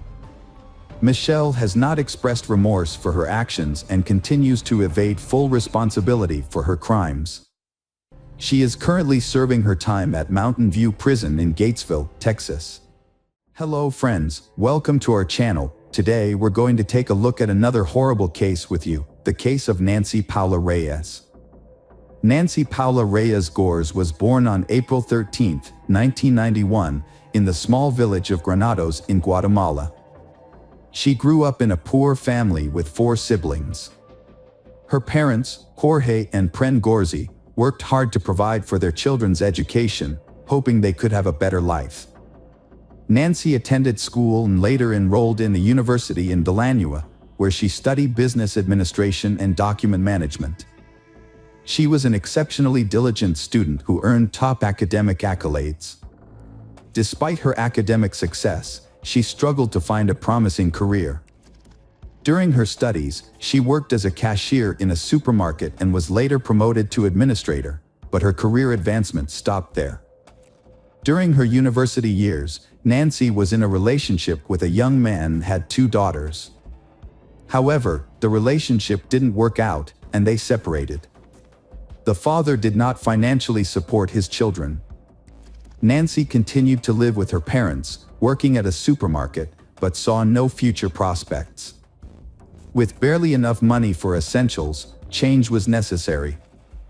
In 2013, her older sister moved to the United States, found a good job, got married, and settled well. Inspired by her sister's success, Nancy decided to transform her life. She chose to relocate to Europe, specifically Spain. At the time, she couldn't afford a one-way plane ticket or initial expenses. Nancy worked hard for years, saving enough to make her dream a reality. In July 2018, Nancy bought a ticket to Madrid, reassuring her parents that she would stay in touch regularly. Upon arrival, she planned to secure housing and a job. She brought a few thousand euros to cover initial expenses, such as renting a room and basic necessities, until she found stable employment. When Nancy left, she was 27 years old, and her daughters, who remained with their grandparents in Guatemala, were 7 and 5 years old. However, Nancy didn't stay in Madrid for long. She moved to Barcelona and later to Cadreal, a city in the Spanish province of the same name. Nancy maintained regular contact with her family, calling home almost daily to check on their well-being and sending money back to support them. Despite not having a stable job, Nancy managed to make a living through various odd jobs, including cleaning for affluent families and caring for the elderly and sick. She never complained about her hardships. Instead, she told her family that Europe offered better opportunities and that she could earn more than she would have in her home country, even if she worked non-stop with no days off. It seemed Nancy was content with her lives. She even mentioned plans to bring her daughters to Spain once she had saved enough to rent a spacious home for the whole family. A significant romance developed in Nancy's life. Initially, she didn't reveal much about her personal life, citing a busy work schedule. However, in the spring of 2020, she told her parents that she had met a man named Carlos Andres Bustamante and started a romantic relationship with him. They met by chance while Nancy was searching for a new place to rent. As they navigated their challenges, they grew closer and eventually moved in together. Carlos, who was a year older than Nancy, didn't have a steady income at the start of their relationship and relied on odd jobs to get by. As a result, Nancy became the primary breadwinner, covering housing costs, bills, and often providing Carlos with money for his personal expenses. However, she never complained to her family about this, so they believed everything was fine and that she had found a good partner in Carlos, with whom she lived a happy and fulfilling life. Around that time, Nancy's 2 younger brothers also moved to Spain, and she kept in touch with them. She was especially close to her youngest brother, Dennis, who had met Carlos and thought he was likable. In late June 2020, Nancy and Carlos decided to relocate to Santander, a coastal city in northern Spain. When Nancy spoke to her family on the phone, she mentioned that the climate was better and there were more job opportunities. However, issues began to arise in her relationship with Carlos, which she tried to keep to herself. Carlos was jealous, hot-headed, and cruel. He was content with being financially supported by Nancy and lacked ambition. What's more, he had a problem with alcohol and occasionally used illicit substances. Although he frequently promised to quit and find a stable job, Nancy started to doubt whether she should continue the relationship. When Nancy discovered she was pregnant, Carlos seemed overjoyed and promised a better life. However, his behavior worsened. He continued to drink and use drugs, taking money from Nancy or his mother. Carlos also started physically abusing Nancy, who tried to hide this from others. On August 12, while Nancy video chatted with her parents, Carlos yelled at her, demanding that she tell him who she was talking to. Despite her explanation, he snatched the phone, verified the caller, and then threw the phone onto a chair before walking away. The next day, Carlos repeated this behavior, grabbing the phone from Nancy while she spoke to her family. He insulted and threatened her, leaving Nancy frightened. However, she told her relatives that Carlos's behavior was due to jealousy and insisted that everything was fine. Her parents urged her to contact the police, but Nancy believed she could handle the situation herself. On August 17th, Nancy had a concerning phone conversation with her sister. She stated that if anything happened to her, Carlos would be responsible. Although her words were alarming, she didn't explain further and instead asked her sister to care for her children if necessary. This was the last time Nancy's sister heard from her. Nancy, who was pregnant, mysteriously vanished on August 20th. At around 2 p.m., she texted her father, promising to call later that evening, but she never did. It was unusual for her not to follow through on her promise or respond to her family's calls. When her family tried to contact Carlos, he didn't answer his phone either. The situation was worrying, especially since they had recently moved to Santander and had no friends there. Nancy's brothers lived on the other side of the country, making it difficult for them to check on her immediately. A few days later, a suspicious message was sent from Carlos's phone, stating that he and Nancy had argued and decided to separate. According to the message, Nancy had packed her belongings and left to find her own apartment, was ignoring Carlos's calls, and he had no idea where she was. Nancy brothers suggested that Carlos come to Ciudad Real so they could report Nancy missing to the police together. Carlos agreed but didn't show up or file the report. He also stopped communicating with Nancy's family. Nancy's relatives reported her disappearance to the police themselves. Meanwhile, her brothers found Carlos's mother's, Sandra Bustamante, address through Nancy's friends. When they visited Sandra and explained the situation, she burst into tears. She confessed that she suspected her son was capable of harming Nancy, but didn't provide any details. Sandra didn't know where Carlos and Nancy were. Carlos wouldn't answer her calls, only sending brief messages telling her not to ask questions and to give him time. The next day, Sandra is questioned at the police station about Nancy's disappearance and the whereabouts of her son, Carlos. Sandra shared the same information she had told Nancy's brothers the day before and showed the police a long text message Nancy had sent her before she went missing. In the message, Nancy begged Sandra not to give Carlos any money, no matter what sad stories he might tell her. Nancy said Carlos would spend the money on alcohol and drugs, which made him aggressive and cruel. He had no intention of finding a job or overcoming his addictions, and his behavior was becoming increasingly threatening. As a result, Nancy was considering leaving him and thought it would be better to end things before anyone got hurt. The investigation also uncovered a disturbing fact about Carlos. He had been convicted of causing physical harm several times before. One of his first victims was his own mother, whom he severely beat when he was 17 years old. At the time, he was given probation. However, after leaving his family's home, he served short sentences for assaulting women he lived with and tried to have relationships with. The investigation was just getting underway, but within the first few days, several intriguing details came to light that suggested the union between Carlos and Nancy was troubled from the start. Carlos had a history of aggression, was unemployed, struggled with addiction, had a criminal record, and was prone to uncontrollable rage. Nancy's occupation wasn't as straightforward as she claimed. Her work generated substantial income, more than a housekeeper or caregiver could earn. In reality, Nancy offered escort services to wealthy individuals, including Spanish and other tourists, which is why she moved to Santander. Carlos initially accepted Nancy's occupation as it supported them financially. However, upon learning of her pregnancy, he became consumed by doubts about the child's paternity and grew intensely jealous of her continued work. His behavior became erratic, fluctuating between forbidding her from interacting with men and pressuring her to work for money. The man spent the money he took from his mother solely on himself and his vices. A disturbing discovery was made in a rented apartment, where Nancy and Carlos had been missing for nearly a week.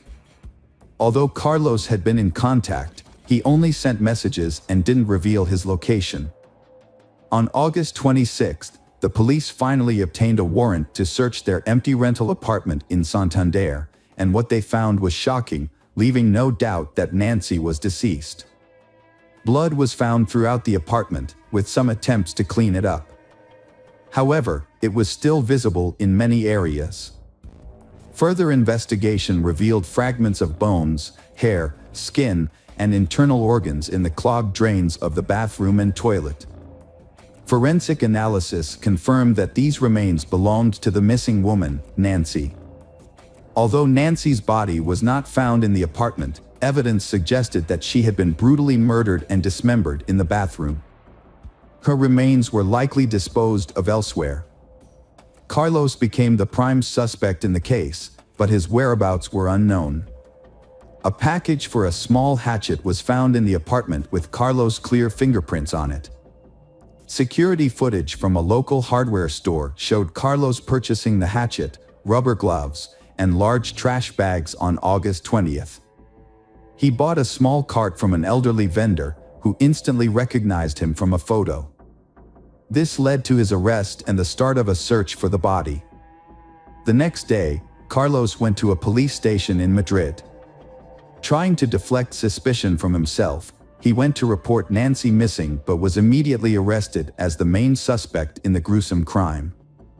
Carlos claimed he had no involvement, stating that he and Nancy had argued and parted ways on August 20th. He said he left the town in an emotional state and was unaware of any events involving Nancy afterward. He suggested that Nancy might have been attacked when she returned to the apartment to gather her belongings. However, his story was unconvincing, especially after police found his fingerprints on the hatchet packaging. In the following days, police thoroughly searched nearby wastelands, sewer systems, and the coastline with the help of dogs, but found no sign of Nancy. They then tracked Carlos's movements from August 20th to 26th using his mobile phone signals. The results showed he spent 3 days traveling along the coast, visiting the cities of Bilbao and Burgos before heading to Madrid. It was evident that Carlos attempted to conceal his actions. The investigation continued in Santander. On August 20th, surveillance footage revealed Carlos walking towards a large natural forest park in the evening. He returned to his apartment late at night and then exited again with a cart containing irregularly shaped bags. Carlos vanished from view upon entering the wooded area due to limited camera coverage. He reappeared later with a much lighter cart. After proceeding towards the railway tracks, he returned significantly lighter, indicating where the body might be. However, one question remained unanswered: where was the child? It wasn't until September 16th that authorities discovered bags containing severely decomposed human remains in dense underbrush on a hillside. The remains were identified as those of the missing Nancy Gores, which had been divided into 20 parts using a hatchet, as revealed by security camera footage. While all items transported in the cart were recovered, something was still missing. Nancy's 4-month-old fetus was not found among the remains. The victim's genitals and lower abdomen showed severe injuries from a knife and hatchet. This suggests that the perpetrator removed the fetus and got rid of it separately from the mother's body. Carlos denied being involved and gave conflicting statements. He tried to blame someone else, but the victim's blood was found on his clothes and shoes, which he had tried to wash off. Even though Carlos wouldn't admit to the crime, investigators figured out what happened. Experts think that on the afternoon of August 20th, the man got into an argument with his pregnant partner. He then brutally beat and strangled her in the kitchen, where blood was found on the floor and walls. Carlos moved Nancy's body to the bathroom. Afterward, he went shopping at a hardware store and the market. Using a hatchet and a large kitchen knife, he divided Nancy's body into 20 parts in the bathroom. He placed the pieces into bags, loaded everything into a cart, and then went to the park to look for secluded places to dispose of the body. Late at night, he followed a pre-planned route deep into the park, scattering the bags in various locations, hoping they would never be found. During his trial, Carlos denied his guilt and claimed he loved Nancy. The whereabouts of the fetus he removed from her body remain unknown. From the time of the crime until his arrest in Madrid, Carlos lived off the money he stole from Nancy. He spent the money daily in bars across various cities. It took law enforcement nearly 2 years to investigate, gather evidence, and find witnesses, and the murder trial is scheduled to start in July 2022. In November of the same year, Carlos was found guilty of the premeditated, brutal murder of Nancy and her unborn child, as well as the dismemberment and desecration of her body. However, many considered the sentence handed down to the murderer to be too lenient. Carlos received a prison sentence of 25 years and 6 months. He was also required to pay €150,000 in compensation to Nancy's parents and daughters. Hello friends, welcome to our channel. Today we're going to take a look at another horrible case with you. The case of Gabriela Alcaino. Gabriela Alcaino was born on May 17, 2001, in Santiago, the capital city of Chile. She was the only child of Federico Alino and Carolina Donosa Campos, and the first grandchild in a large, close-knit family. Her paternal uncle, Rodrigo, who served as her godfather, and her grandfather, Carlos, both adored her deeply, with Carlos regarding her as the central figure in his life. Gabriela grew up in a loving and supportive environment, despite her family's modest means. Her parents, though not wealthy, worked hard to provide her with a good education and upbringing. When Gabriela was 5, her parents divorced, and she lived with her mother, who dedicated herself to raising her. Her father, however, remarried and had 2 younger sons, but he continued to support Gabriela and her mother financially and remained involved in her life. Gabriela was a sweet and friendly child, who was a bit shy but made friends easily. Her gentle nature and lovely appearance earned her admiration from those around her. She excelled academically, enjoyed music, dance, and art, and her parents encouraged her talents. Gabriela cherished her relationships with her younger half-brothers, spending quality time with them at her father's nearby home during weekends and holidays. Overall, Gabriela's childhood was a happy and carefree time, filled with love and support from her family. Gabriela's first love was at the age of 15. She fell for Fabian Chasis Aravan, a fellow student who was a year older. At first, their relationship was innocent and sweet. They would walk together, share ice cream, and steal kisses. Fabian came from a good family with well-respected parents who valued education and raised him to be a good person. However, Fabian was a quiet and private person who struggled with social interactions. He would avoid eye contact and turn away from others, leading many to think he was just shy. Gabriela's father met Fabian and thought he was a calm, dependable, and responsible young man. He had a serious talk with Fabian, asking him to take care of Gabriela, and Fabian promised to do so. Initially, Fabian made an effort to be attentive and caring. However, as time passed, a different side of Fabian emerged. He became controlling and cruel, revealing a darker aspect of his personality. Fabian's controlling behavior dominated the relationship. He was intensely jealous and dictated who Gabriela could and couldn't interact with. He monitored her phone activity, insisting on instant responses to his calls and messages, regardless of the time. If she failed to comply, he would throw tantrums, displaying childish and abusive behavior.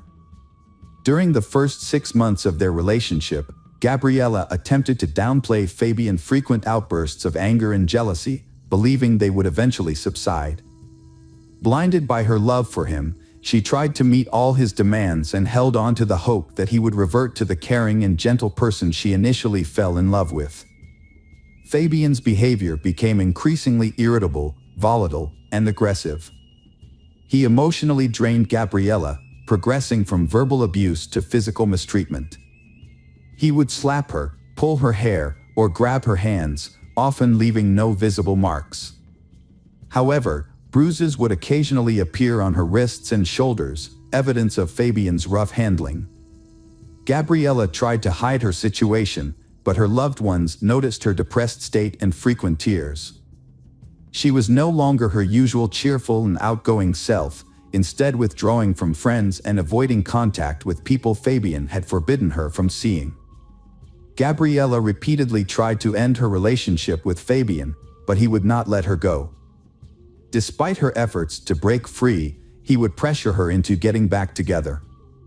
This cycle of breaking up and reuniting continued for over a year, marked by Fabian's stalking, threats, and harassment. In 2017, Fabian got into trouble for physically attacking a classmate outside of school. Although the details of the incident were unclear, he was accused of mistreatment and assault, which could have led to jail time. However, the case was settled out of court, and Fabian was expelled from school. He was forced to complete his education through homeschooling.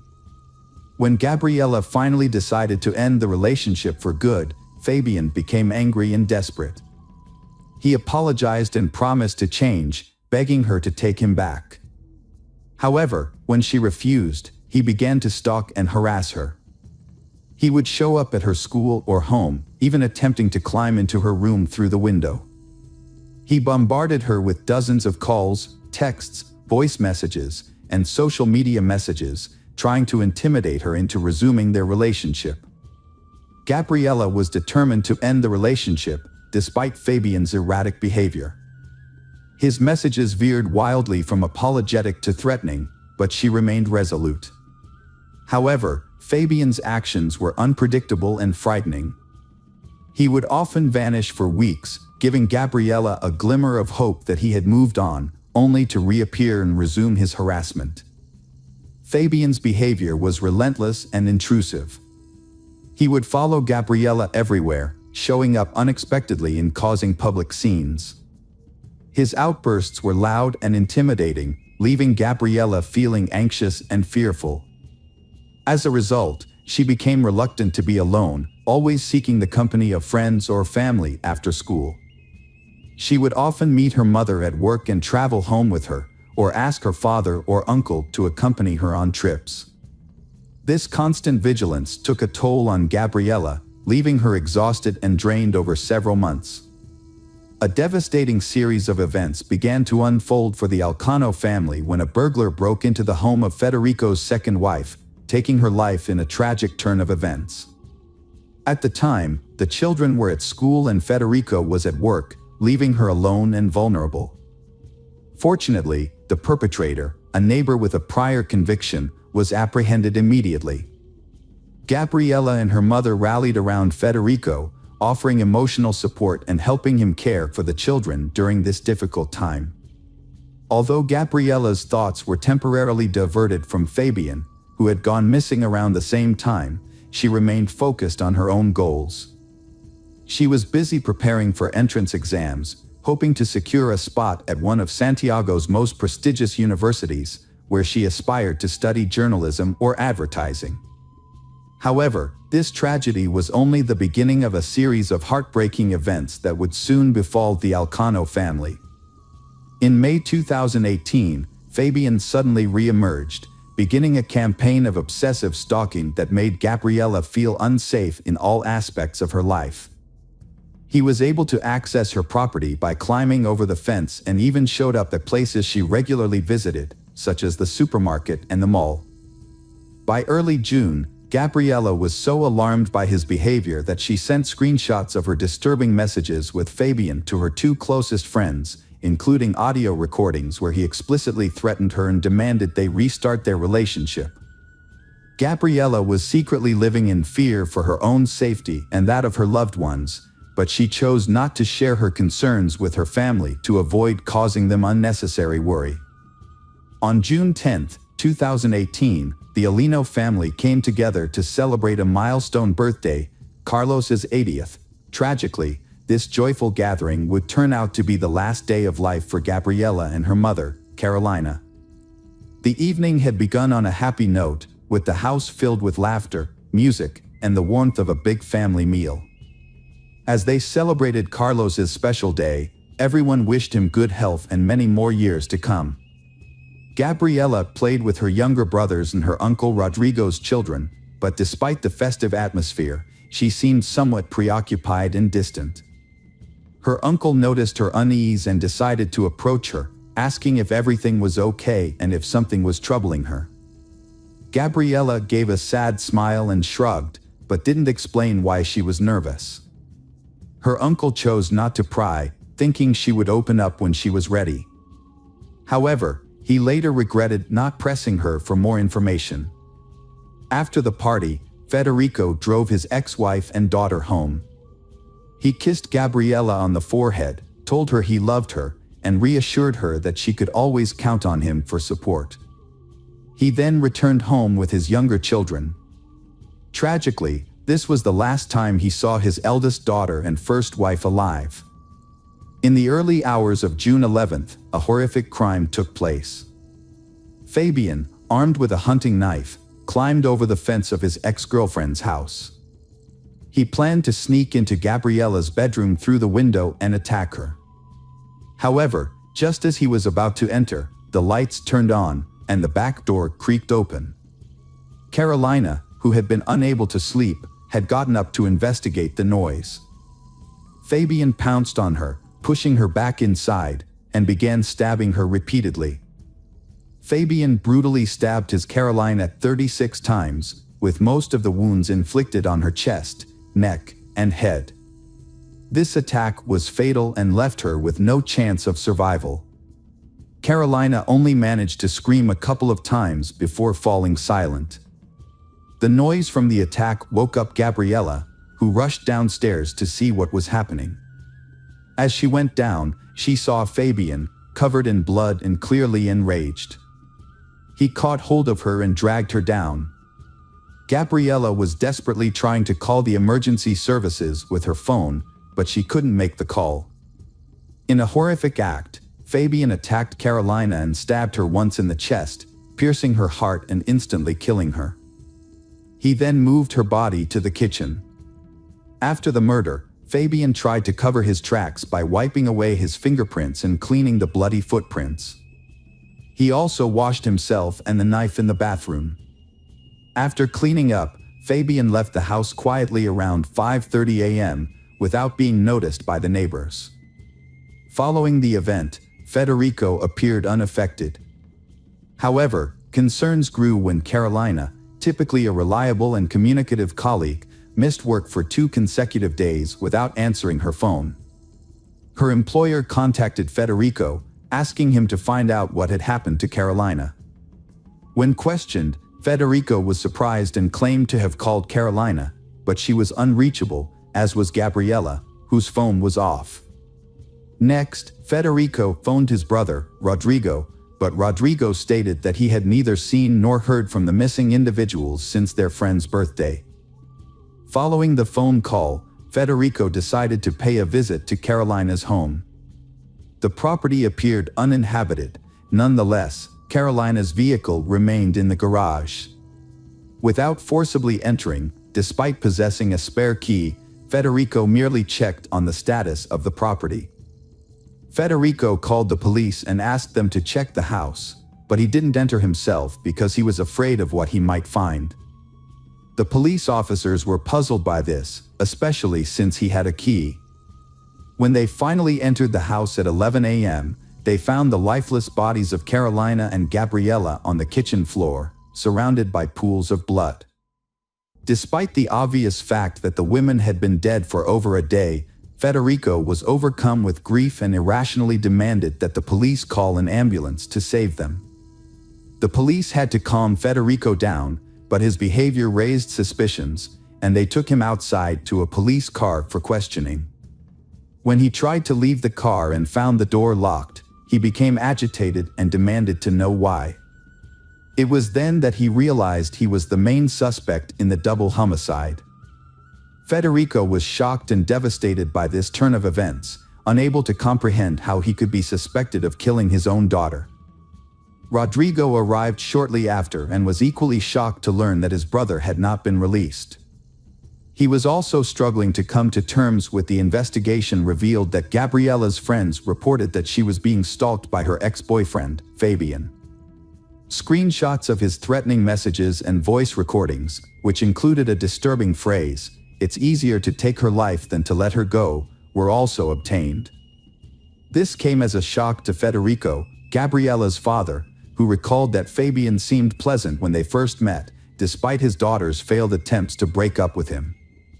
The contrast between the heinous crime and the normalcy of Fabian's daily life, where he spent time with family and friends and posted light-hearted photos on social media, made his crime all the more inconceivable. After being taken into custody, Fabian responded to allegations with pretended astonishment and anguish, falsely claiming his innocence and feigning affection for Gabriella. Fabian had gotten rid of the object used to commit the murder and thrown away some clothes with blood on them. However, there were still small drops of blood on his shoes, and footprints matching his shoes were found at the scene of the crime.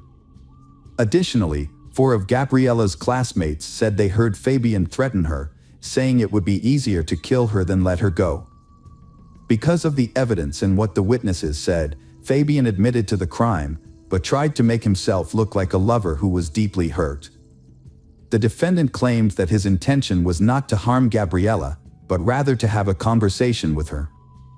However, the situation escalated, and he ultimately treated her mother as an unwanted witness. He struggled to provide a reasonable explanation for bringing a hunting knife to the encounter, which was supposedly meant to be a conversation.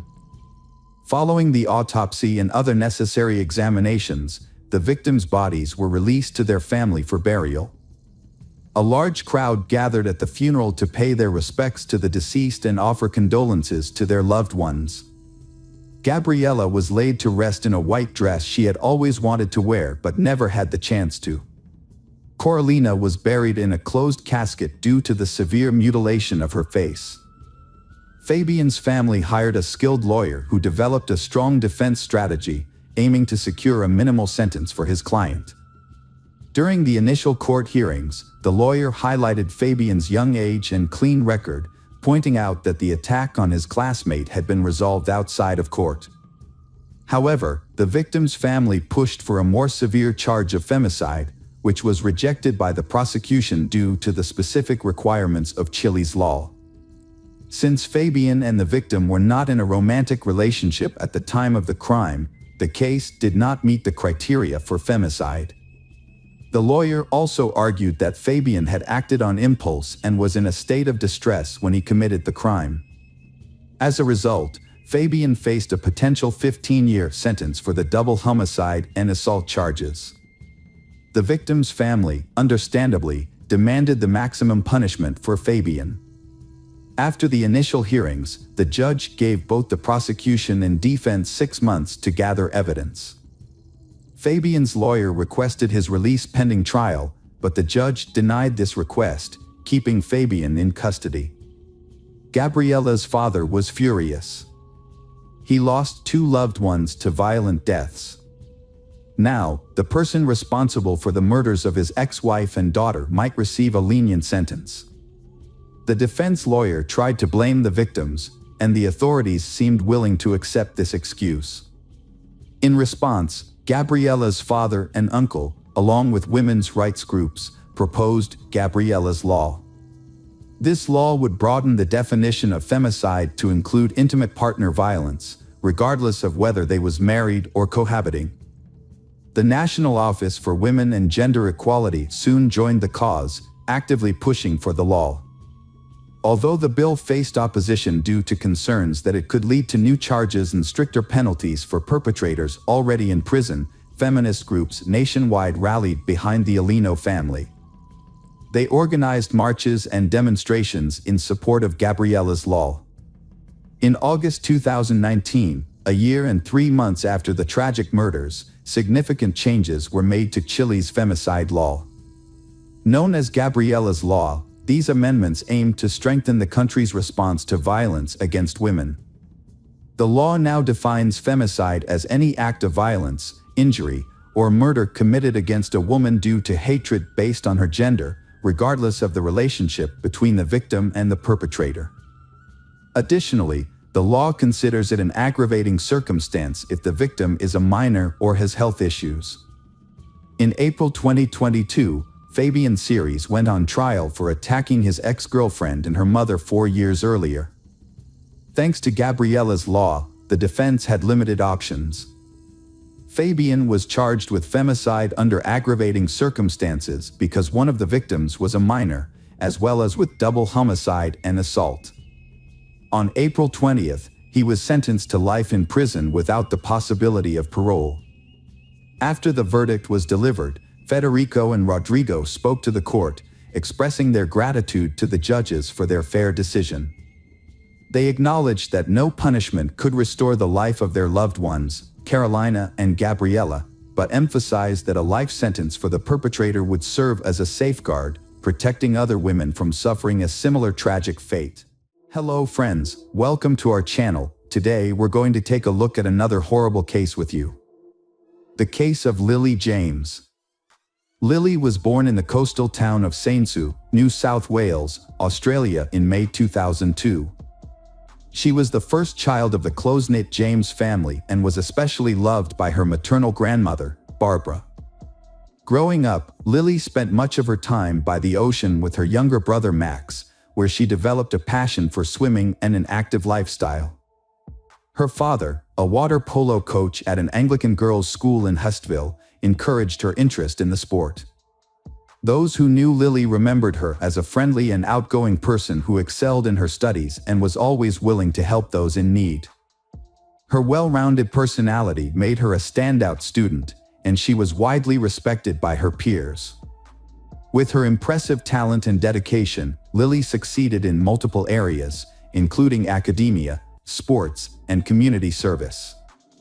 She was also an accomplished performer, participating in her school's theater and dance club. Eventually, Lily's talents caught the attention of organizers from the prestigious Woodford Folk Festival, one of Australia's largest annual events, attracting over 125,000 attendees from around the world. As part of the celebrations, Lily performed a unique monologue from William Shakespeare's Macbeth. Her performance showcased her impressive skills, charisma, and stage presence, earning her a standing ovation and the jury's approval. She achieved second place in the theater category, a remarkable achievement that earned her recognition and a significant prize. In 2018, Lily achieved another milestone when she passed her beginner's driving test. Her athletic talents also flourished, particularly in water polo, a sport she began competing in professionally, following in her father's footsteps. She won the title of swimming champion in the under-17 category, a feat that delighted her parents. By her final year of school, Lily had decided to pursue a career in sports, and in 2020, she enrolled at Sydney Technological University to study sports business management. A turning point in her life. In early 2021, she started a new chapter. To break up her college routine and gain teaching experience, she took a job as a water polo coach at St. Andrew's Cathedral School. Her youthful energy, vibrant personality, and passion for sports quickly won over her colleagues, the school administration, and the students she was coaching. The students looked up to her and tried to meet her high standards. In return, she sought to understand each student's unique needs and strengths. That's when she met Paul, the new cricket and hockey coach. His impressive skills and charismatic presence quickly made him the center of attention. As a part-time teacher at another school and a member of the University of New South Wales hockey team, Paul was a driven and accomplished young man. He was particularly popular among the female students and staff. However, opinions about him were divided. Some saw him as arrogant and stubborn, while others appreciated his positive qualities. Initially, Lily and Paul's interactions were friendly but brief, limited to exchanging greetings. Over time, their relationship evolved into something more.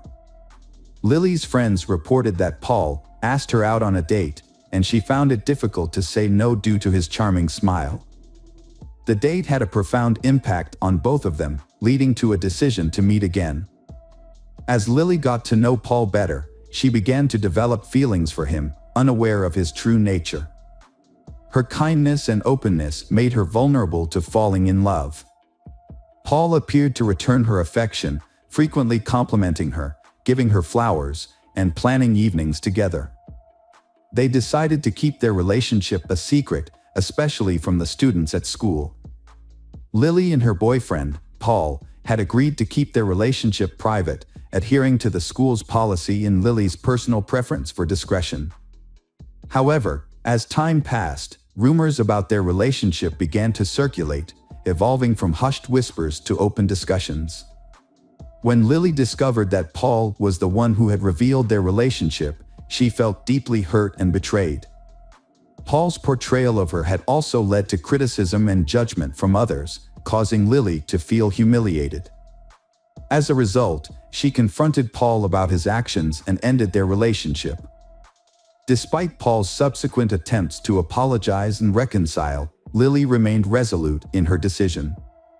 She took some comfort in the fact that their relationship had been brief, allowing her to see Paul's true nature before things escalated further. Paul was born in 1999 in the Netherlands to a wealthy and influential family. When his father's job required a relocation to Australia in 2015, Paul and his family made the move. As an only child, Paul received excessive attention and care from his parents, which significantly contributed to his character development. Unfortunately, this upbringing led to Paul growing up with an entitled and self-centered attitude. Paul was a high-achieving student who excelled academically, athletically, and was physically fit.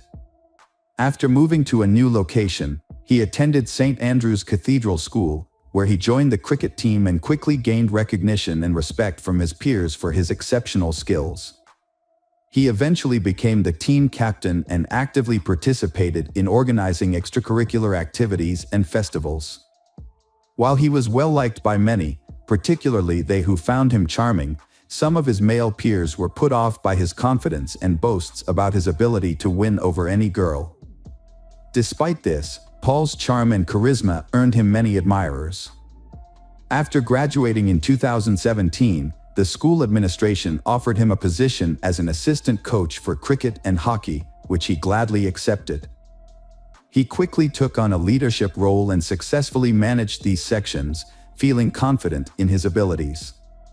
However, by early 2018, he surprisingly resigned and returned home with his family, citing unknown reasons for his departure. Back home, Paul decided to further his education and earned a master's degree in sports management. Paul had a conversation with old friends and mentioned that he had improved his coaching skills, which led to a job offer from his former employer. He returned to Australia and started working at the familiar school in early 2020. To reduce living expenses, Paul agreed to share an apartment with a friend in Kensington, a suburb of Sydney. Initially, they enjoyed each other's company, socializing after work. However, a few months later, they had a disagreement, and Paul decided to live alone. His parents, who he couldn't visit due to the pandemic, felt that Paul was lonely despite being busy and surrounded by people. They weren't aware of any romantic relationships in his life. By the summer of 2021, as Paul resumed his regular activities, people began to notice a change in his behavior and personality. He picked up where he left off in the sports world, regaining his status as a key player on the hockey team and continuing his active lifestyle, even featuring in promotional advertisements. At the same time, those who knew him observed emerging characteristics that were not present before. Uncontrollable outbursts of anger became a concern. Furthermore, rumors circulated within the school community about his unusual interest in his female students. He would often engage in flirtatious behavior with teenage girls, staring at them for extended periods, leaving them visibly uncomfortable and embarrassed. Paul's importance in the hockey team's progress to the Australian Hockey League finals was evident despite the turmoil in his personal life. His recent breakup with Lily was likely a significant blow to his ego. Unexpected, on October 26, 2023, at approximately 4:30 a.m., the principal of St. Andrew's Cathedral School in central Sydney sent an email to students and parents announcing the school's closure until the end of the week due to a critical incident. A tragedy occurred at the school, prompting a thorough investigation. On Thursday and Friday, a 24-hour consultation center was established in the school library to support those affected. Forensic teams meticulously searched the school building and surrounding area, gathering evidence. The gym was closed off, and the adjacent shower area was scheduled for demolition due to the disturbing discovery made there. The incident began to unfold when the body of a 20-year-old woman was found in the shower around midnight. She had been seen alive just hours earlier. The water polo coach had entered the shower but never emerged. Surveillance footage revealed that someone had followed her around 8 p.m., but the pursuer left the area alone, heading towards the school exit. A family member was later asked to identify the body due to severe facial damage. The victim was identified as Lily James. As the police delved deeper into the case, surveillance footage played a crucial role, and the prime suspect, a young man, was caught on camera multiple times. Investigations were launched into Paul and Lily's cell phone records, helping police track the suspect's last known location using GPS. They also sought to recover the victim's phone, hoping to uncover evidence through text messages that could shed light on the events leading up to the crime. After successfully locating the devices, the police reconstructed the sequence of events, revealing that Paul had purchased a hammer from a hardware store just days before the crime. It seemed he was consumed by anger toward the victim and had planned a confrontation.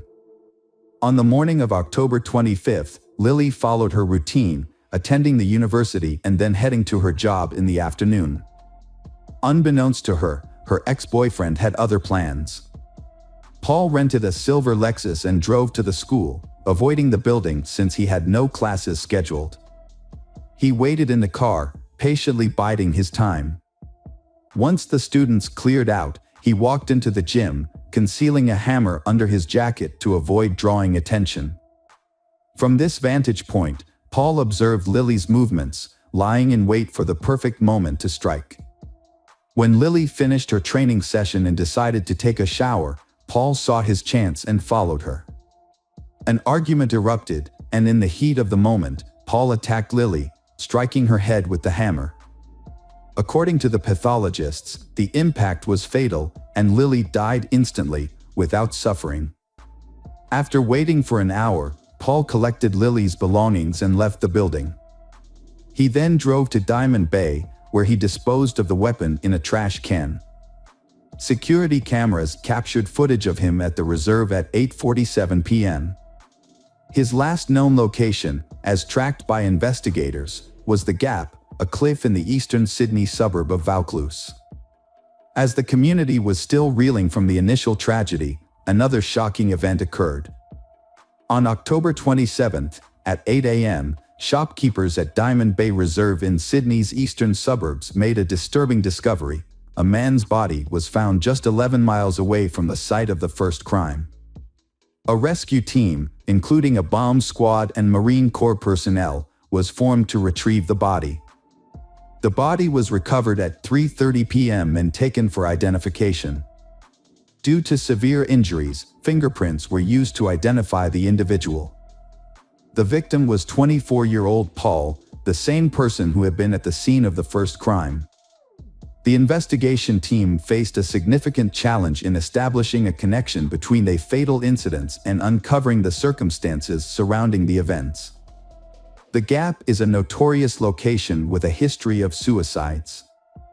Around 10 p.m., Paul used Lily's phone to send a message to her father, possibly revealing the location of her body.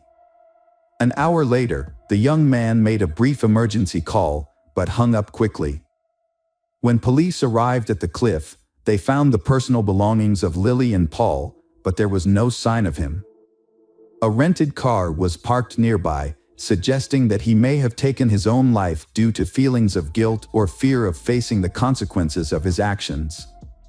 On October 26, police launched a search operation for his body, using helicopters and boats to scour the coastline.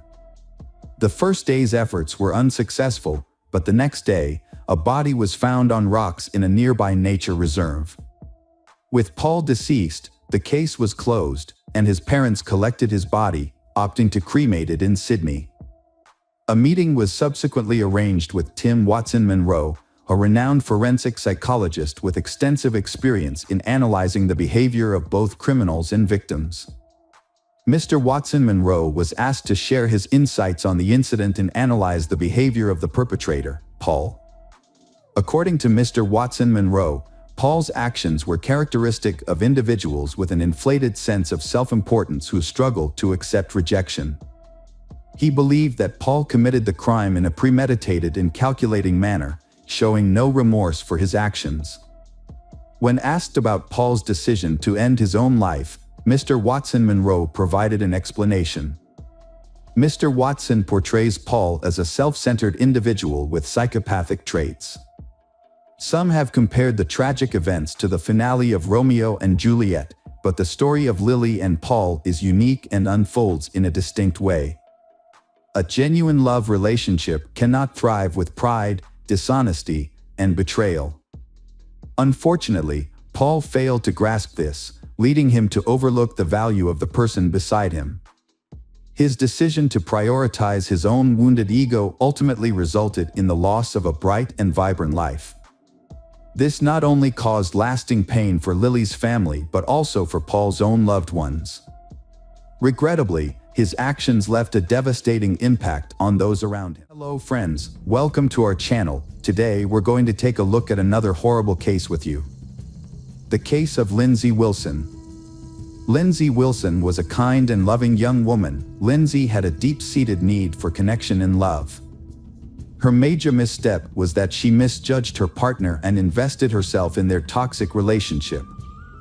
Lindsay was 17 when she found out she was pregnant.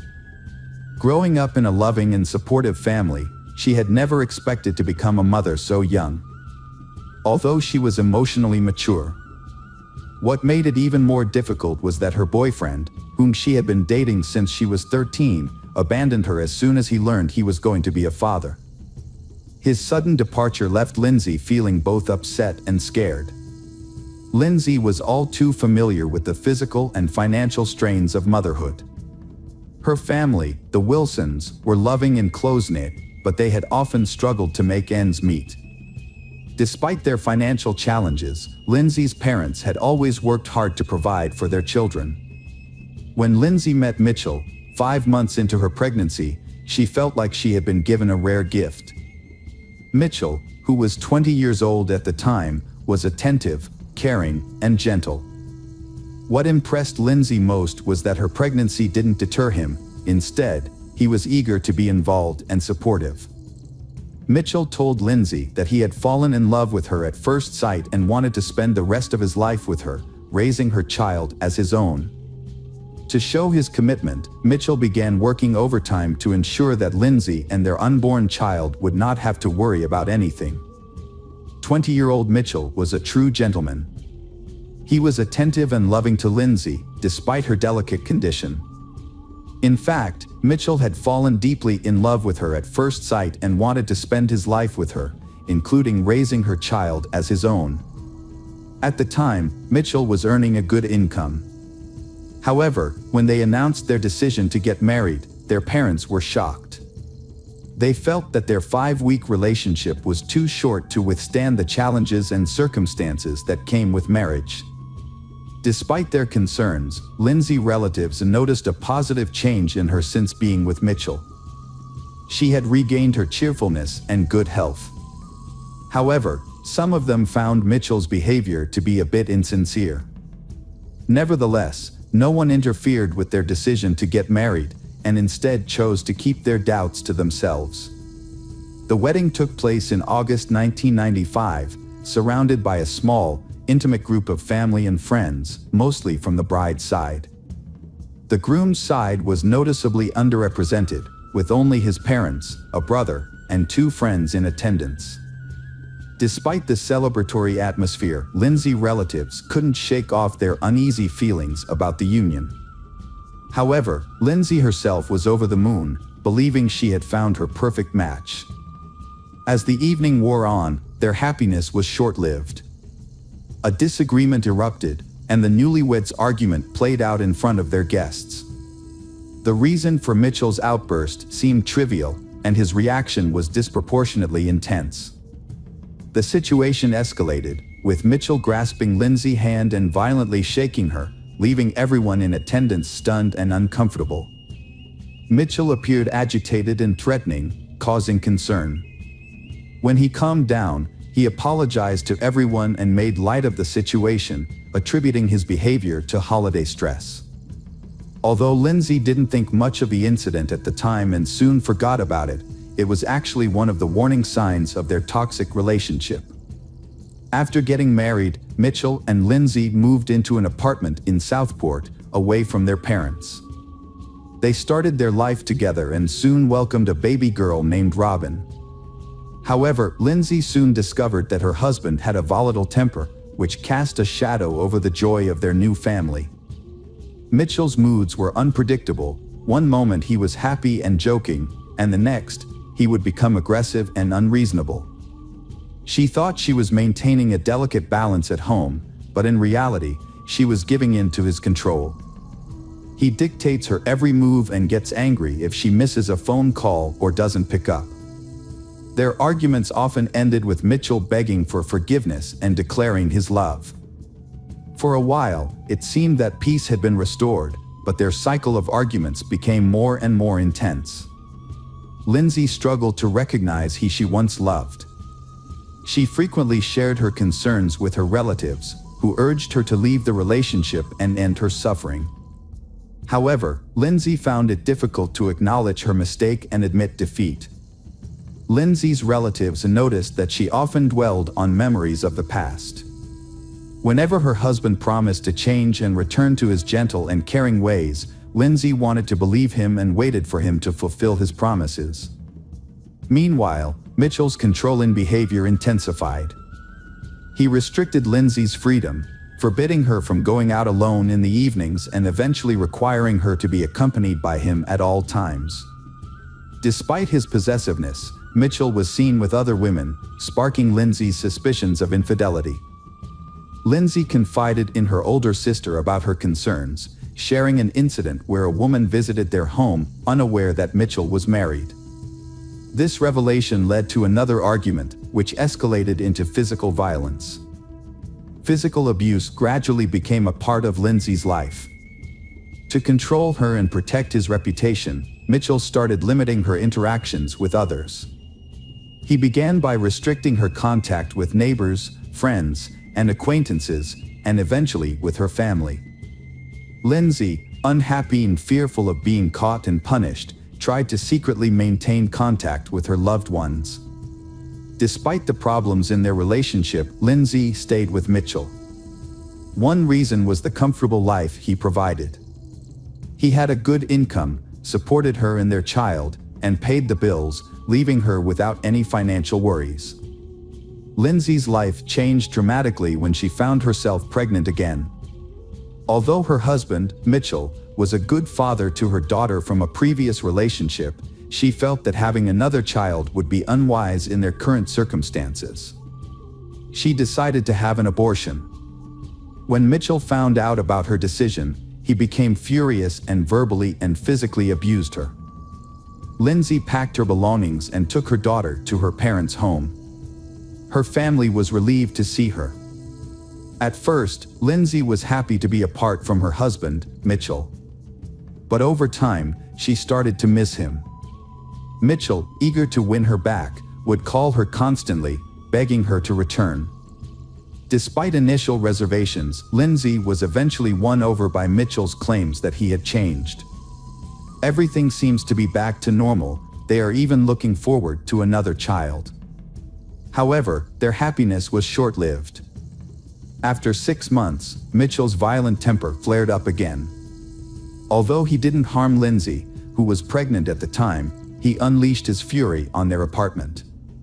He smashed furniture, ripped doors off their hinges, and damaged the walls. He even threw their television out the window and vandalized their car. The landlord, fed up with the destruction, demanded that they pay for the damages and move out. The family's financial situation became even more dire. As a result, they was forced to take out a significant loan and downsize to a smaller, more modest apartment. In October 1997, Lindsay gave birth to their son, Jack. Mitchell was overjoyed at the arrival of his child. However, the relationship between the spouses continued to deteriorate over time. Mitchell often left home for extended periods, sometimes for just a few days, sometimes for an entire week, frequently citing trivial or made-up reasons. Although Lindsay had grown accustomed to her husband's behavior, she eventually reached her breaking point and filed for divorce, returning to her parents' home when Mitchell abandoned her once again. Lindsay realized she couldn't handle the separation from Mitchell on her own, so she reached out to a local charity that supports women in crisis. The charity helped her find affordable housing in a different city, allowing her to start fresh. However, she was worried that Mitchell would find out her new contact information, so she took steps to protect herself. When Mitchell began making threats, she took it a step further and got a restraining order from the police. With the help of a therapist, Lindsay started rebuilding her life. She kept a journal to document her experiences, intending to use it as a warning for her children in the future, so they wouldn't make the same mistakes she did. The journal entries supported what her relatives had said about the problems within the family. Unfortunately, despite her efforts to stay hidden, Mitchell eventually discovered her phone number and began calling her constantly, demanding to see their son. Lindsay, now free, soon felt lonely and couldn't resist her ex's persistence. They started talking and seeing each other again, eventually moving back in together. Ashamed of her weakness, Lindsay kept this a secret, but it eventually came out. Her relatives and friends were shocked and disappointed by her reunion with he they considered a tyrant, and they couldn't understand why she had taken him back.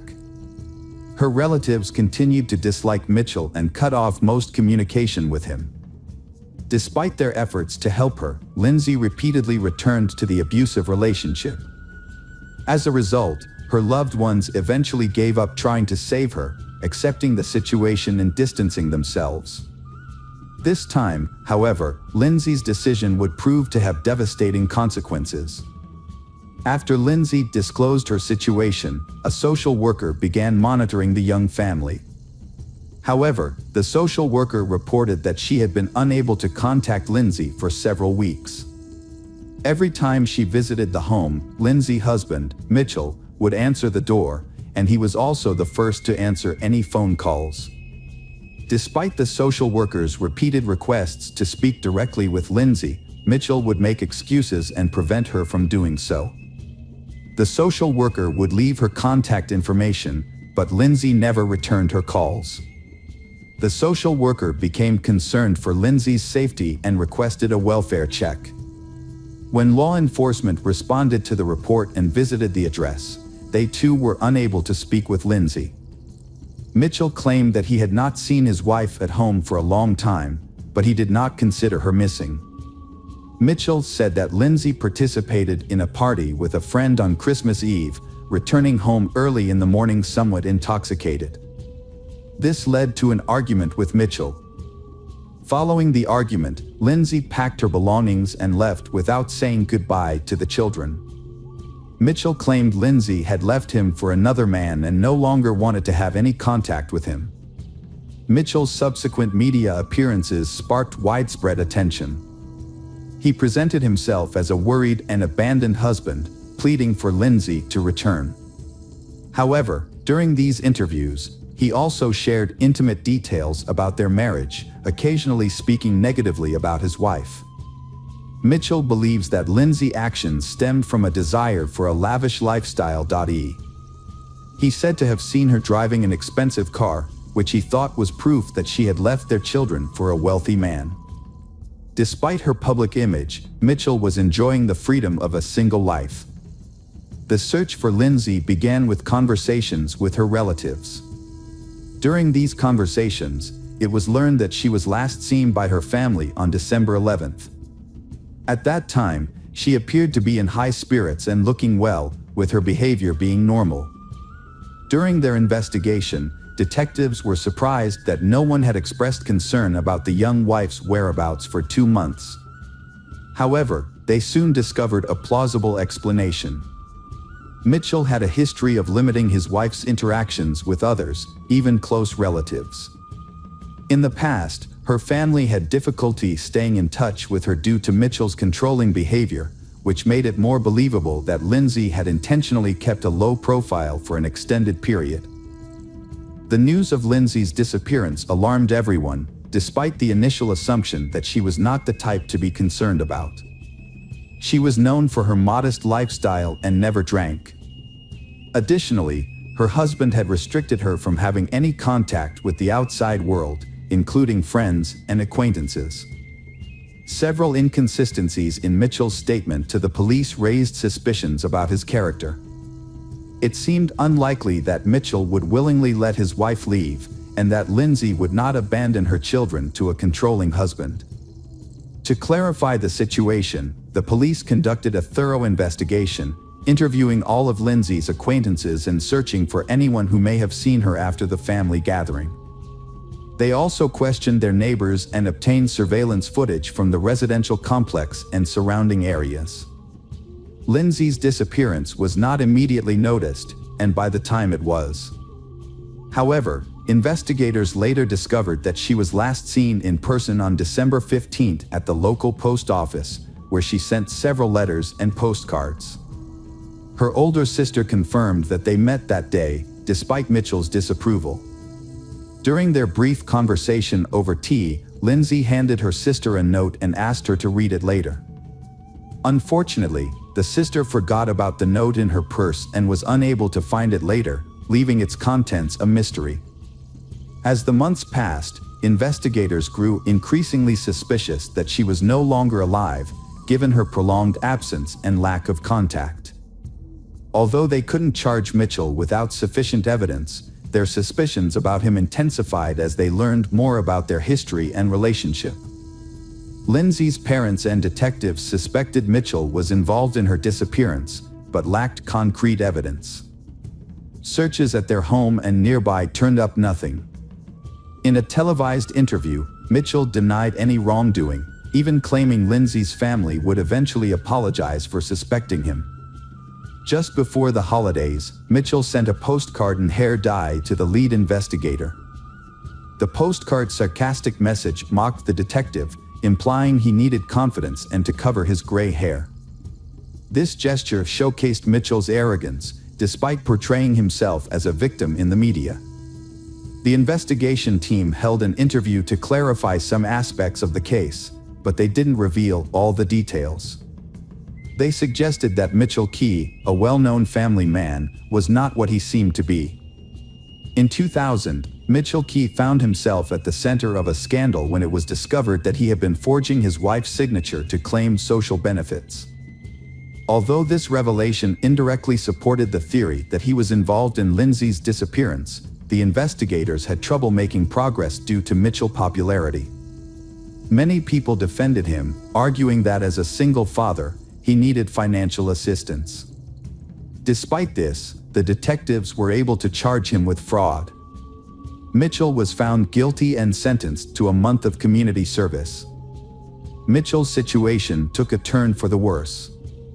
The forged signature of his missing wife raised more than a few eyebrows, and the public's outrage grew. As the criticism mounted, Mitchell's composure began to fray, and he lashed out at the media for invading his personal life. In a groundbreaking development, a visitor to an amusement park on June 1, 2000, stumbled upon a disturbing discovery that rekindled the Lindsay disappearance case. Their dog's strange behavior near the roller coaster led to the discovery of human remains. Forensic analysis confirmed the remains belonged to Lindsay, revealing she had been the victim of a violent crime. This breakthrough shifted the investigation's focus to finding the person responsible. On June 7th, Mitchell was questioned by detectives for over 36 hours, during which time he eventually cracked under the pressure and confessed to murdering and dismembering his wife. According to his testimony, Lindsay had asked for a divorce on December 15, 1998, after meeting with her sister. This request enraged Mitchell, causing him to attack and strangle her in front of their children. He then hid her body in their bedroom, taking steps to conceal the smell. Realizing he needed help to dispose of the body, Mitchell turned to his brother Elliot, a butcher, for assistance.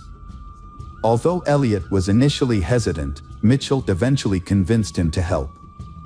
While their children played in the next room, the brothers dismembered Lindsay's body and later scattered her remains throughout the city.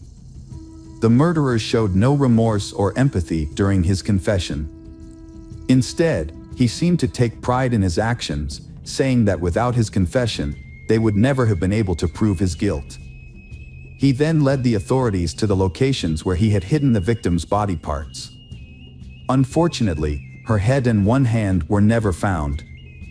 The forensic examination confirmed that all of those of Lindsay, leaving no doubt about Mitchell's guilt. The trial of the Mitchell brothers took place in January 2001 and was a relatively straightforward process. Mitchell was found guilty of first-degree murder and received a life sentence with the possibility of parole after 17 years. A court-appointed psychiatrist observed that Mitchell displayed classic characteristics of a narcissist with sadistic tendencies. Elliot, Mitchell's brother, was sentenced to 7 years in prison for his role in covering up the crime. Lindsay's children were taken care of by her grandparents, who gave them their last name. 3 months after the sentence, the Wilson family faced another tragedy when one of Lindsay's older brothers, unable to cope with the loss, took his own life in the family's attic. In his goodbye note, he expressed his desire to reunite with Lindsay, saying he saw no point in living in a world he considered cruel. As of 2017, Mitchell Key, Lindsay's murderer, became eligible for parole, but as of January 2023, his parole requests have been denied 3 times. Welcome back, detectives. Let's dive into another horrible case. The case of Agnes Klavina. Agnes Klavina was born on July 8, 1984, in Riga, the capital of Latvia. She grew up in a typical family with her parents and older sister, Greta. They sisters were extremely close, with only a couple of years between them. Their parents worked hard to provide them with a good education and support their dreams. Agnes was a lively and outgoing young girl who excelled in school, enjoyed sports, and had many friends. Her dream was to pursue a career in tourism or entertainment, as she loved to travel and was skilled at organizing fun leisure activities. Her bright personality and attractive appearance also drew attention from men, who frequently complimented her. From a young age, Agnes had many admirers vying for her attention. After completing her education, Agnes worked in the service industry while taking language courses and studying to become a tourism manager. At 20, she decided to leave her hometown in Latvia and move to London, seeking greater opportunities to develop her skills and talents. Her parents and older sister supported her decision, and soon after her move, Agnes met Michael Mills, a successful businessman 8 years her senior. He was well educated, owned a thriving business, and had recently opened a movie theater and entertainment complex. Agnes and Michael quickly connected and started dating. He showered her with attention, gifts, and luxury travel. They made ambitious plans for their future together, and their love seemed destined to last. Agnes's friends and family remember this as her first true love. She radiated happiness beside Michael and envisioned a future as his wife. In 2014, Agnes received a 3-month contract as an administrator at a popular nightclub in Marbella, Spain. This opportunity required her to temporarily relocate, but she was eager to take on the challenge. Michael, unable to leave his life behind, supported her decision to sign the contract. For Agnes, this was a chance to gain valuable experience and potentially launch a new career path. Marbella, a renowned resort on the Mediterranean coast, attracts vacationers from around the world, particularly the wealthy. It's not uncommon to spot celebrities, athletes, and business leaders in the area. Kavina, being a sociable person, enjoyed working in such a vibrant environment. Before relocating, she visited her family in Latvia and shared the news of her 3-month employment contract. She also announced her plans to marry Michael upon her return to England. Her family was thrilled for Agnes and wished her well. In May 2014, Agnes packed lightly and moved to Spain for the season, while Michael remained in London. They stayed in touch through daily phone calls and video chats, sharing updates about their lives. Agnes was active on social media, posting daily updates, photos, and videos, which drew a large following interested in her life and work. Agnes had a vibrant and busy life, making the most of every day. After her employment contract ended, she decided to stay in Spain for a couple of months. The resort was entering its peak season, and she saw an opportunity to earn a good income. She discussed her plan with her Michael, who was supportive and promised to visit her for a few days since they hadn't seen each other in a long time. Agnes quickly landed a job as a hostess at an upscale restaurant and renewed her lease. As planned, her boyfriend, Michael, visited her in September. During his visit, they had a great time, planned their upcoming wedding, and picked a destination for their honeymoon.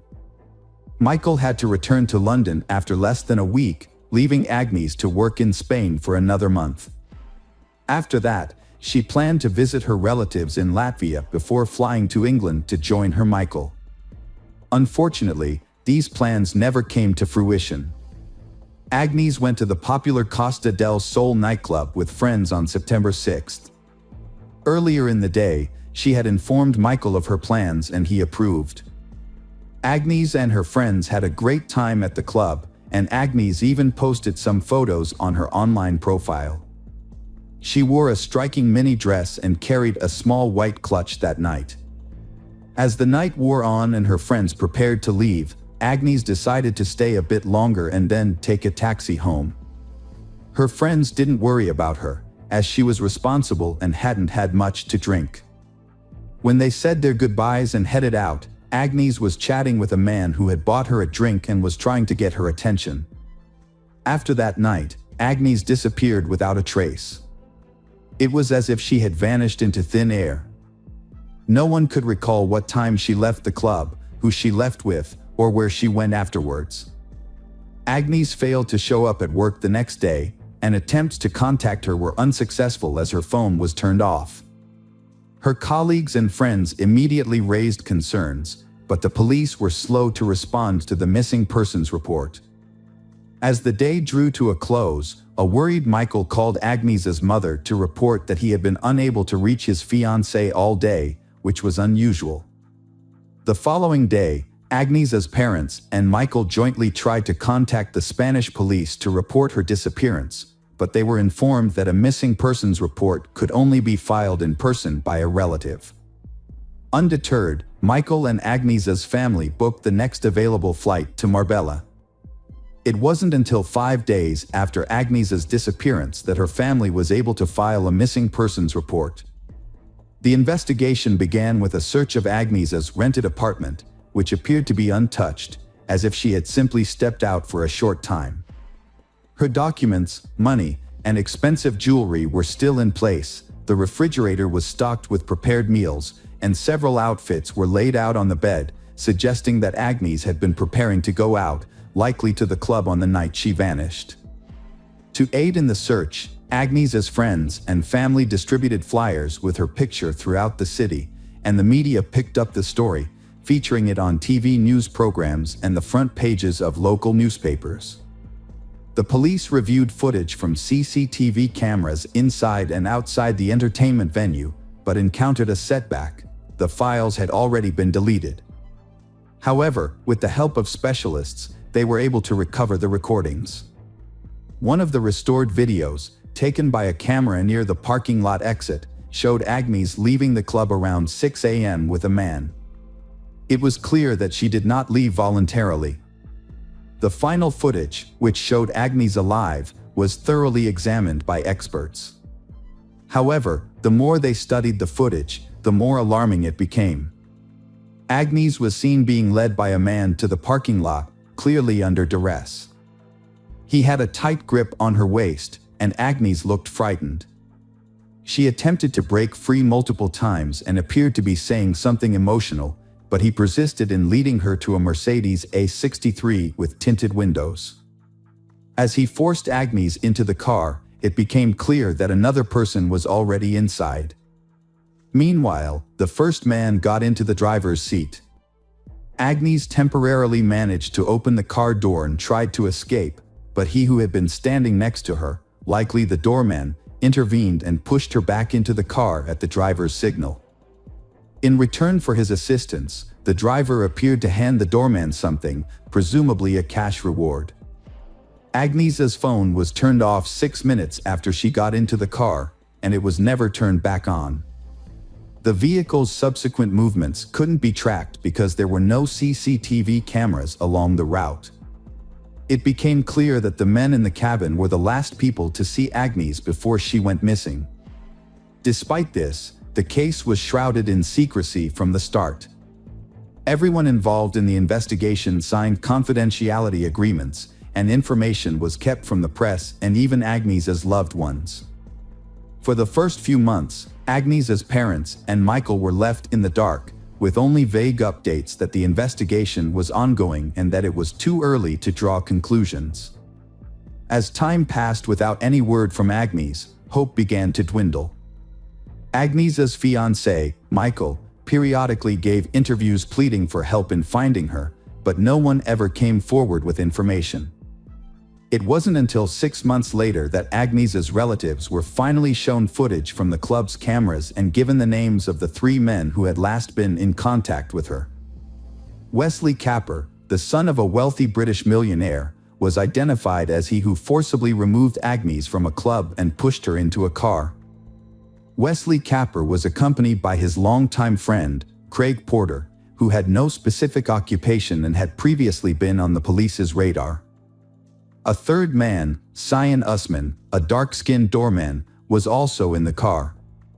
Under interrogation, all 3 men claimed they were innocent, stating that Agnes had voluntarily gotten into the car.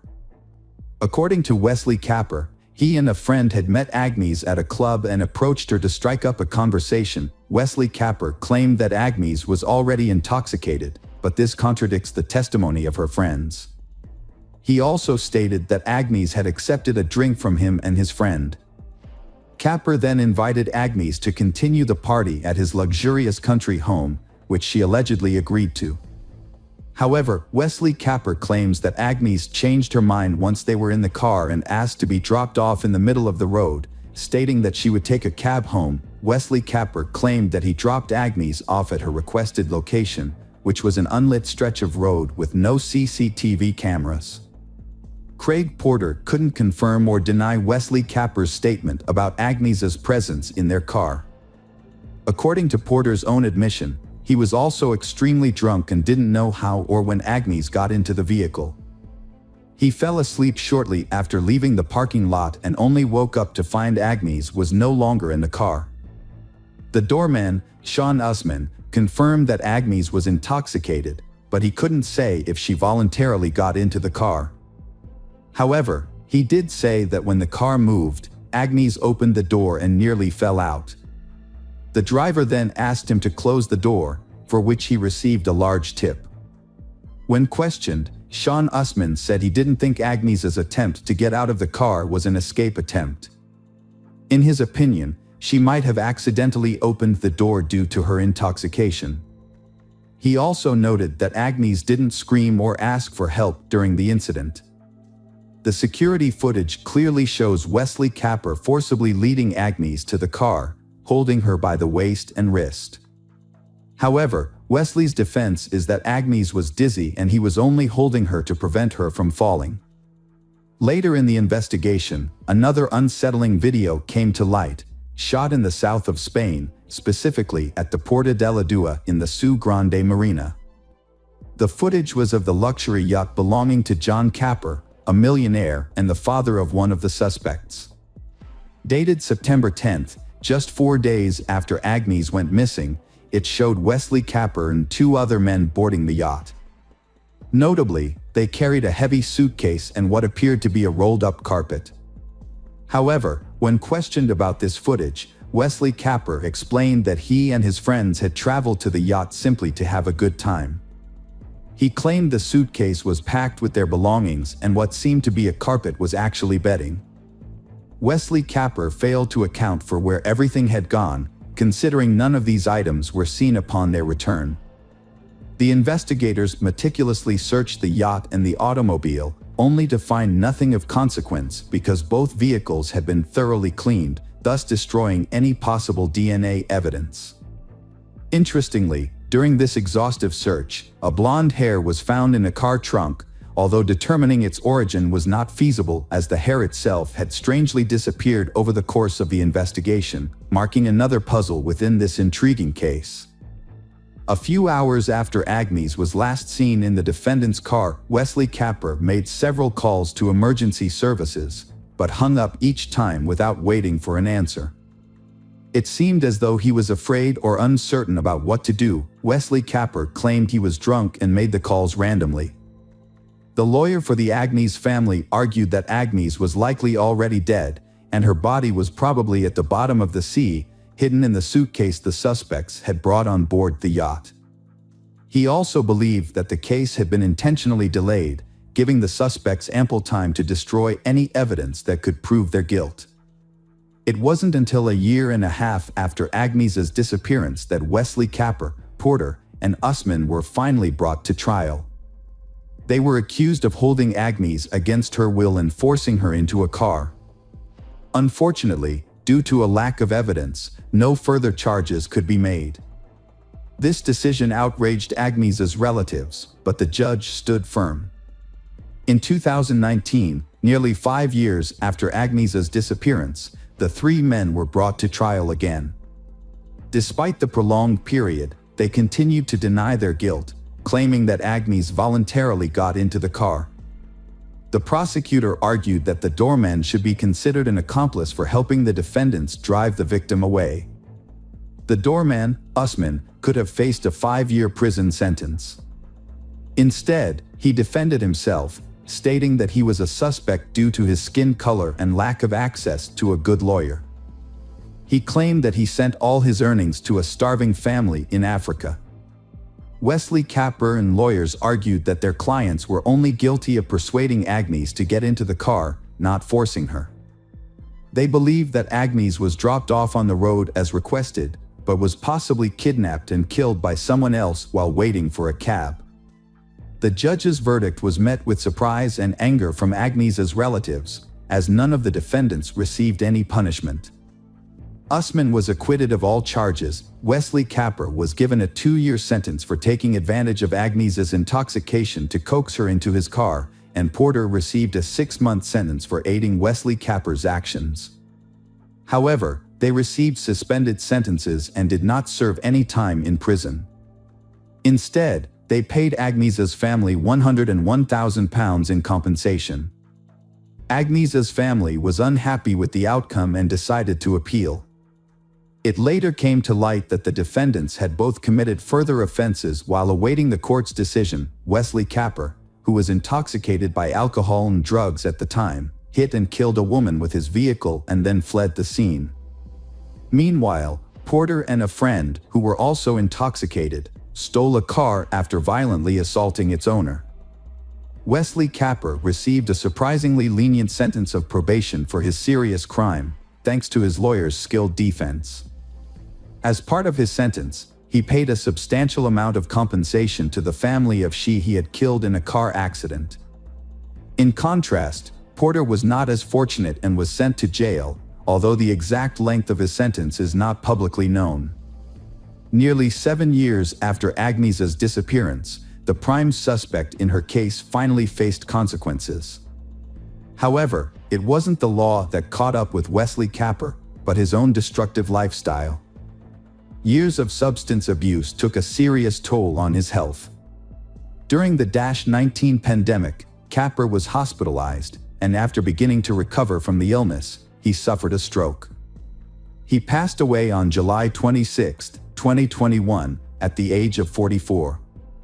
At that time, Agnieszka's parents appealed to the court again, but unfortunately, the suspect had since passed away and could no longer face prosecution.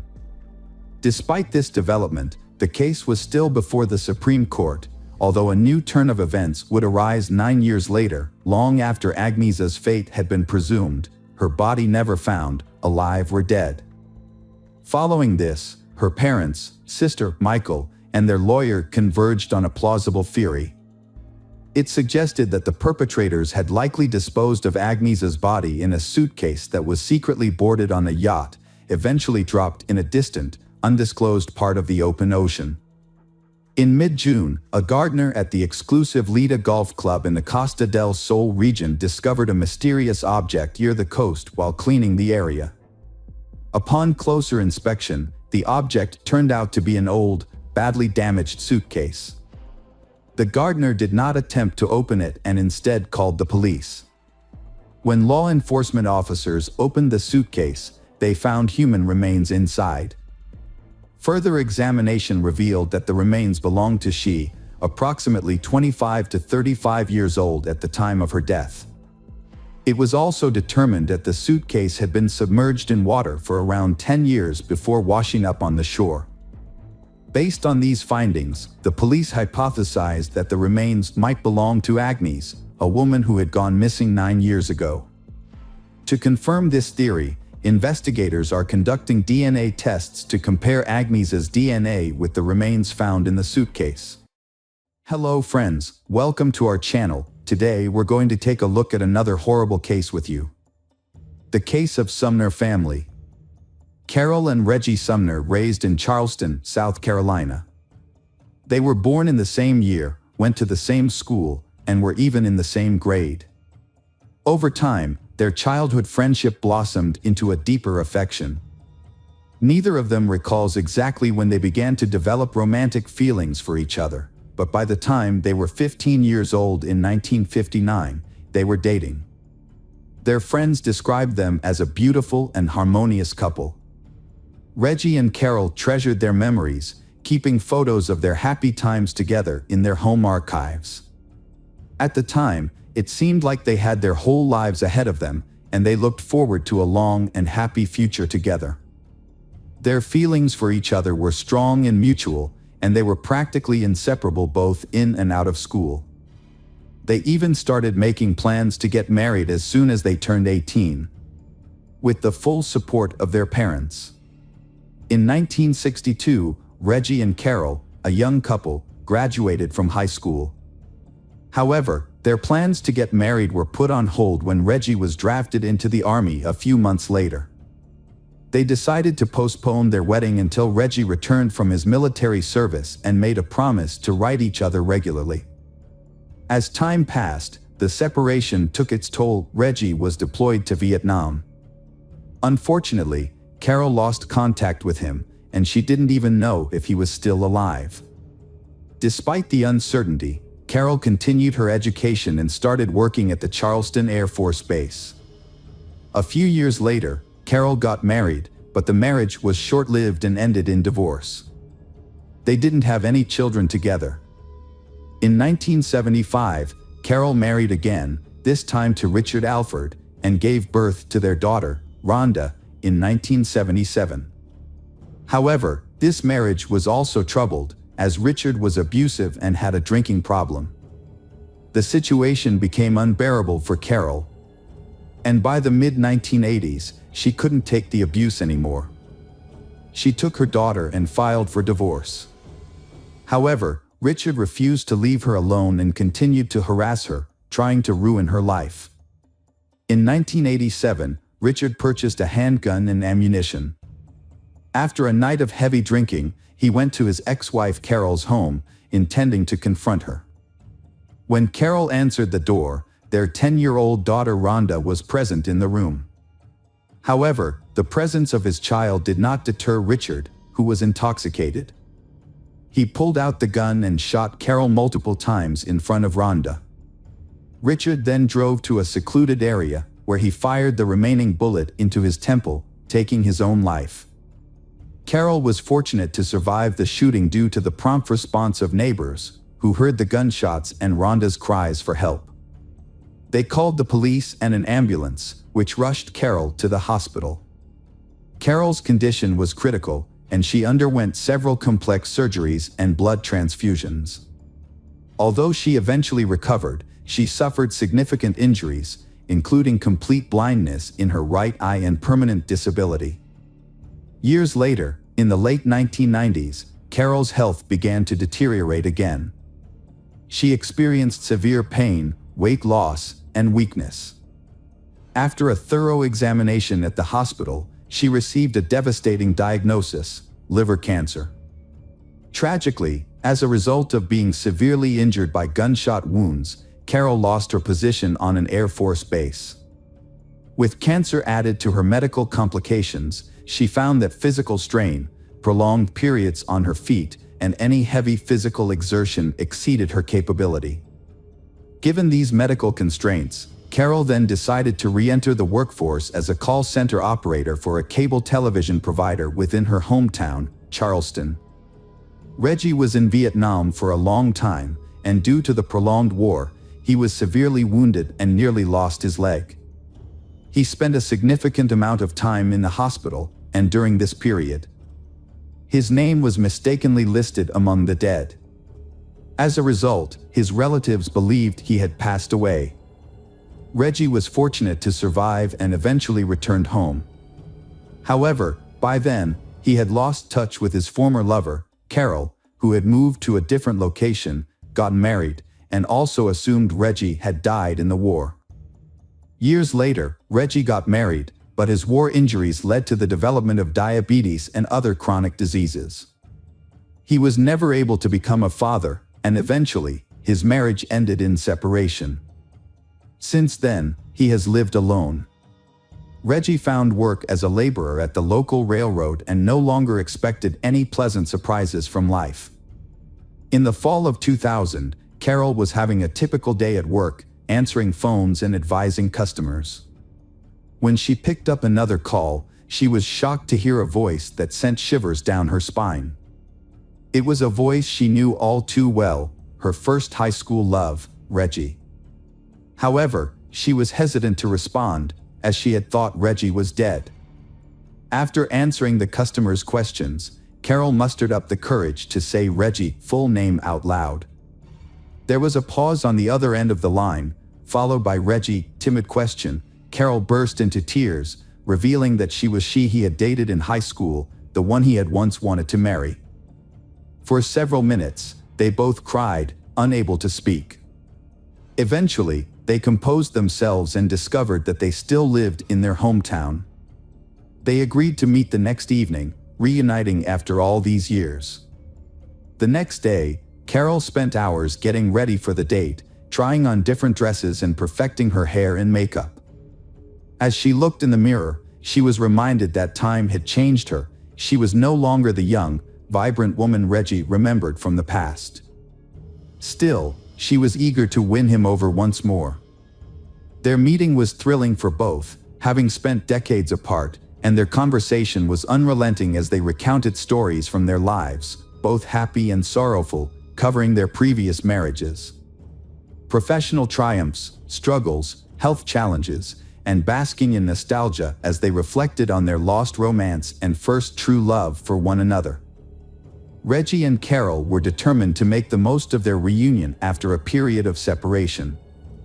They quickly fell into a routine of spending every day together, and within a couple of weeks, they decided to take the next step by moving in together.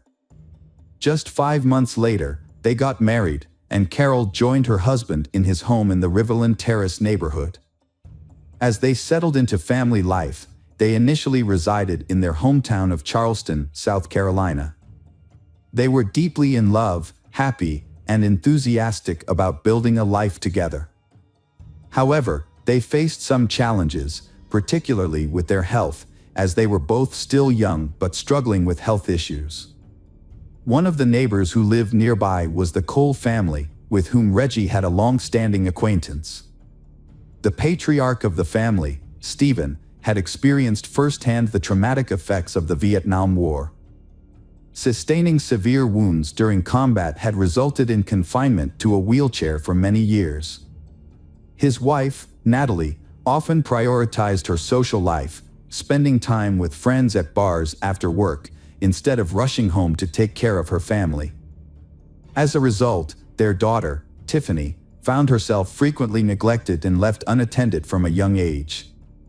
Tiffany's situation improved slightly when she befriended the new neighbors, Reggie and Carol.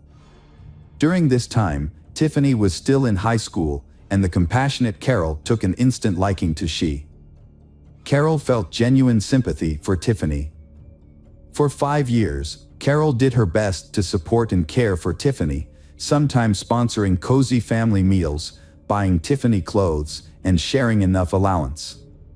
Carol treated Tiffany like a daughter, showering her with love, care, and attention. When the Carol and Reggie decided to sell their Chevrolet Lumina minivan in 2004, Tiffany asked to buy it from them on an installment plan, as she desperately needed a car but had no money. They kindly offered to sell it to her for a minimal amount, which they divided into 12 monthly payments. In early 2005, Carol and Reggie made a difficult decision to leave their home and relocate to Florida. Their health had begun to decline significantly, and doctors advised them to move to a warmer climate with ocean access. Since Carol and Reggie were both retired, they decided to make a big change and start over. Carol and Reggie sold their large home in Charleston and bought a new place in Jacksonville, Florida. They also purchased a new Lincoln Town car. They was very happy and settled into their new life, making plans for their future together. Carol would call her adult daughter Rhonda every day to share her thoughts, plans, and daily experiences. However, in June 2005, Rhonda was surprised and concerned when her mother didn't call her as usual. At first, Rhonda tried to brush off her worries, hoping that everything was fine with her parents and that they would call her back soon. But when the next day passed without hearing from them, Rhonda's concern grew. She tried calling her parents' cell phones every 30 minutes, but they were now out of service. She also left messages on their home phone, but none of them were returned. Rhonda set out on a solo road trip to check on her mother and stepfather in another state. After a 5-hour drive, she arrived at their house. What struck her as unusual was the absence of a car in the driveway. Things only got stranger from there. As she approached the front door, she found it slightly ajar, an eerie quietness, and a light on in one of the rooms despite the bright sunlight outside. Rhonda called out for her mother and stepfather Reggie, but received no response. She ventured into the kitchen, where she was greeted by a scene that looked like a sudden and mysterious departure. A table was set for two, with food that appeared to have been left untouched for days. The rest of the house was also in disarray, with belongings scattered about and doors and cupboards left open. Adding to the sense of abandonment and unease, their bedroom showed signs of a thorough search, but it was unclear what the person was looking for or who was responsible. On the bedside table, essential medications were left behind, including her mother's cancer pills, which she took 3 times a day, and Reggie's insulin, which he administered hourly. Notably, their cell phones were completely out of battery, rendering them useless. Rhonda quickly realized that her mother and stepfather were unable to leave their home without their essential medications and cell phones. She immediately contacted the police to report the incident, alerting them to the suspicious individuals. They in the car was quickly added to the wanted list, and all bank cards belonging to Carol and Reggie were frozen. The first few days of the search yielded nothing, with no sign of the imposters or any witnesses. However, on June 12th, several developments led the police to close in on the perpetrators. A crucial lead emerged when a man, claiming to be Reggie, contacted one of the banks, complaining that his card was blocked and he was unable to withdraw cash. A bank employee grew suspicious when checking the card information and offered to resolve the issue by visiting a nearby branch, but the caller, Mr. Reggie, hung up. Minutes later, a woman called from the same number, claiming to be Mrs. Carroll, and reported a similar problem with her card being blocked. When the bank asked her to visit a branch in person, she refused, citing health issues, and urgently requested access to her savings. Her request was denied. The bank promptly handed over the call details and recordings to the police. The police investigation continued at the station, where they played the suspicious phone calls for Rhonda. She immediately confirmed that the voices did not belong to her Carol and Reggie. In fact, the voices sounded too young to be them. As a result, the authorities believed that the imposters were likely involved in the Carol and Reggie disappearance, either holding them captive or killing them after extracting information about their bank accounts and cards. The search for the missing couple led to a breakthrough a few days later, when their car was discovered abandoned on a remote road in a wooded area.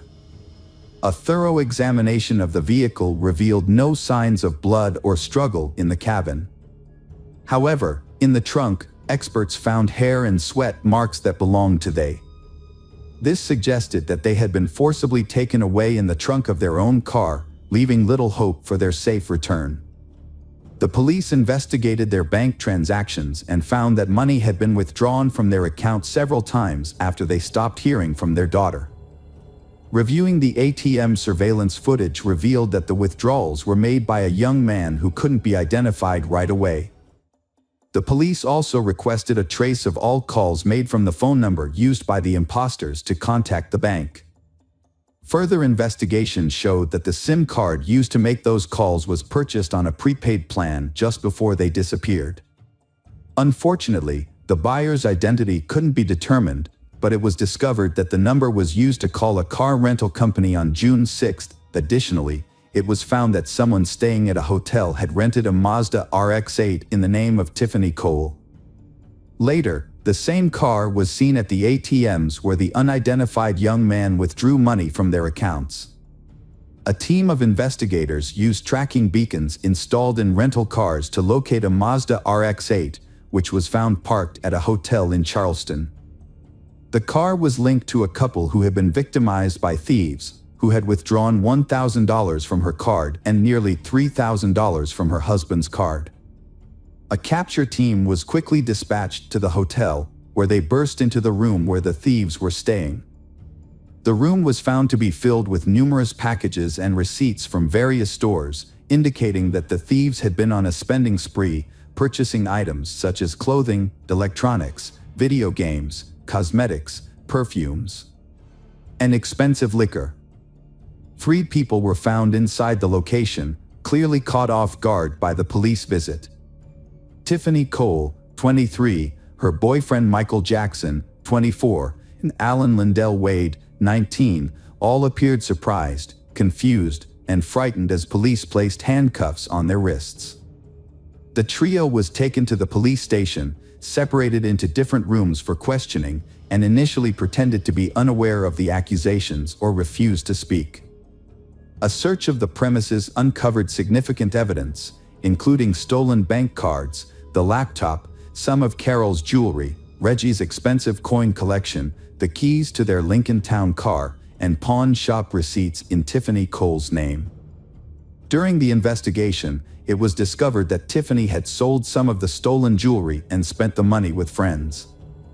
After several hours of interrogation, Tiffany finally began to talk, bursting into tears as she confessed that she and her friends had robbed the elderly couple but claimed no further harm was done. The group then went on the run, using the stolen money for their own gain. Tiffany also implicated another individual, Bruce Kent Nixon, 19, who was paid $300 for his assistance in the crime. She stated that they never saw Bruce Kent Nixon again after the incident. Bruce Kent Nixon's decision to commit a crime was motivated by a promise of a fixed amount of money, which he quickly spent on illicit substances. As a result, he did not make an effort to hide or flee, living in the same city of Charleston. He was eventually arrested at his parents' home. It began in May 2005, when Tiffany visited the Summers to make a payment on a car she had purchased 6 months prior. The Summers, Carol, and Reggie were known for their hospitality and would often invite Tiffany to stay overnight or for a few days, treating her to good food and gifts. On this particular occasion, Tiffany arrived with her new boyfriend, and they were both welcomed to dinner and invited to stay overnight. During dinner, the Summers discussed their new life, and Carol inadvertently revealed that they had nearly $100,000 left over from the sale of their Charleston home, which they intended to use to enjoy their retirement without financial worries. Unbeknownst to her, Carol's careless comment sealed her in her husband's fate. Tiffany and Michael exchanged a telling glance, and that night, they began secretly plotting to get their hands on the Summers' substantial sum of money. In the morning, Tiffany and Michael bid they farewell and returned to South Carolina. Within a couple of weeks, they recruited accomplices and assigned roles and responsibilities. They then set their plan in motion. On June 6th, Tiffany rented an unassuming car. Meanwhile, Bruce Kent Nixon and Alan stole 4 shovels. Together, they drove to the outskirts of Jacksonville, where they identified a secluded spot in the woods and started digging a deep hole, which would ultimately become the Summers' grave. On the morning of July 8th, Tiffany purchased rope and duct tape from a hardware store, which she later provided to her accomplices, Bruce Kent Nixon and Alan. That evening, Bruce Kent Nixon and Alan approached the home of their intended victim, pretending to need assistance and asking to use the phone. Despite finding the young men suspicious, the homeowner, Carol, allowed them to enter. As soon as they were inside, they attacked Carol and her husband, who had rushed to her aid, threatening them with a toy gun. The Carol and Reggie was then bound with duct tape, blindfolded, and interrogated about the location of valuable items in the house, including their bank account information and PIN codes. They provided this information in an attempt to save their lives, as they were subjected to torture and death threats. After obtaining the necessary details, 2 additional individuals entered the house, assisting in dragging the Carol and Reggie into the backyard. They was then forced into the trunk of their own car, a Lincoln, which was being driven by Alan and Bruce Kent Nixon. Following behind them in a rented Mazda ARX-8 were Tiffany and Michael. The plan was that if a police patrol intercepted the car carrying the captive couple, a second car would draw the officers' attention away by recklessly speeding or breaking traffic rules. However, no police were encountered, and both cars reached their destination without incident. In the trunk, Reggie managed to free his arm and remove the bandages and duct tape covering his and his wife's faces, allowing them to breathe. However, there was no time to make any further attempts to escape. As the trunk lid opened, the Carol and Reggie was shocked and bewildered to see among their kidnappers Tiffany and her boyfriend, who had visited them recently. The kidnappers led the captive Carol and Reggie several dozen meters through the woods to a pre-dug grave. The Carol and Reggie begged for mercy, but their pleas fell on deaf ears. The young kidnappers brutally murdered them by burying them alive. According to Bruce Kent Nixon, the kidnappers spent about an hour burying the Carol and Reggie under earth. Throughout the horrific ordeal, the bound and helpless Carol and Reggie cried, confessed their love for each other, and said their goodbyes. The investigation revealed that the spouses had died from suffocation, with soil found in their mouths, respiratory tracts, and stomachs, indicating they had been buried alive. After committing the heinous crime, the perpetrators abandoned the Lincoln in the woods and returned to town in a rented car. They then went to the Sumner house, where they stole all the valuables they could find, before returning to South Carolina to spend their loot. However, their freedom was short-lived, as the stolen cards were blocked after 2 days, and all participants in the crime were arrested 4 days later. During the trial, Bruce Kent Nixon was the only one who fully admitted his guilt from the beginning and cooperated with the investigation, hoping for a lighter sentence. He led the authorities to the burial site of the spouses and provided a detailed account of the events of that fateful night. In contrast, Tiffany claimed that her boyfriend, Michael, was the mastermind behind the crime, driven by greed after learning about the large sum of money the Sumner family had received from the sale of their house. Tiffany's lawyer argued that she was merely an accomplice and not directly involved in the murder. Michael and Alan chose not to testify, but the evidence against them was overwhelming. The jury did not believe Tiffany Cole was innocent because she was involved in planning the crime, rented a car, and created a diversion in case they were chased by police. She also helped dig a grave for the victims and sold stolen items at a pawn shop, using the money to buy clothes and rent a limousine to celebrate their success, as seen in numerous photos. As a result, Bruce Kent Nixon was sentenced to life in prison without parole, while Michael Jackson, Tiffany, and Alan Lindell were given the death penalty. The criminals filed multiple appeals, but they were all denied, and the sentence remained unchanged.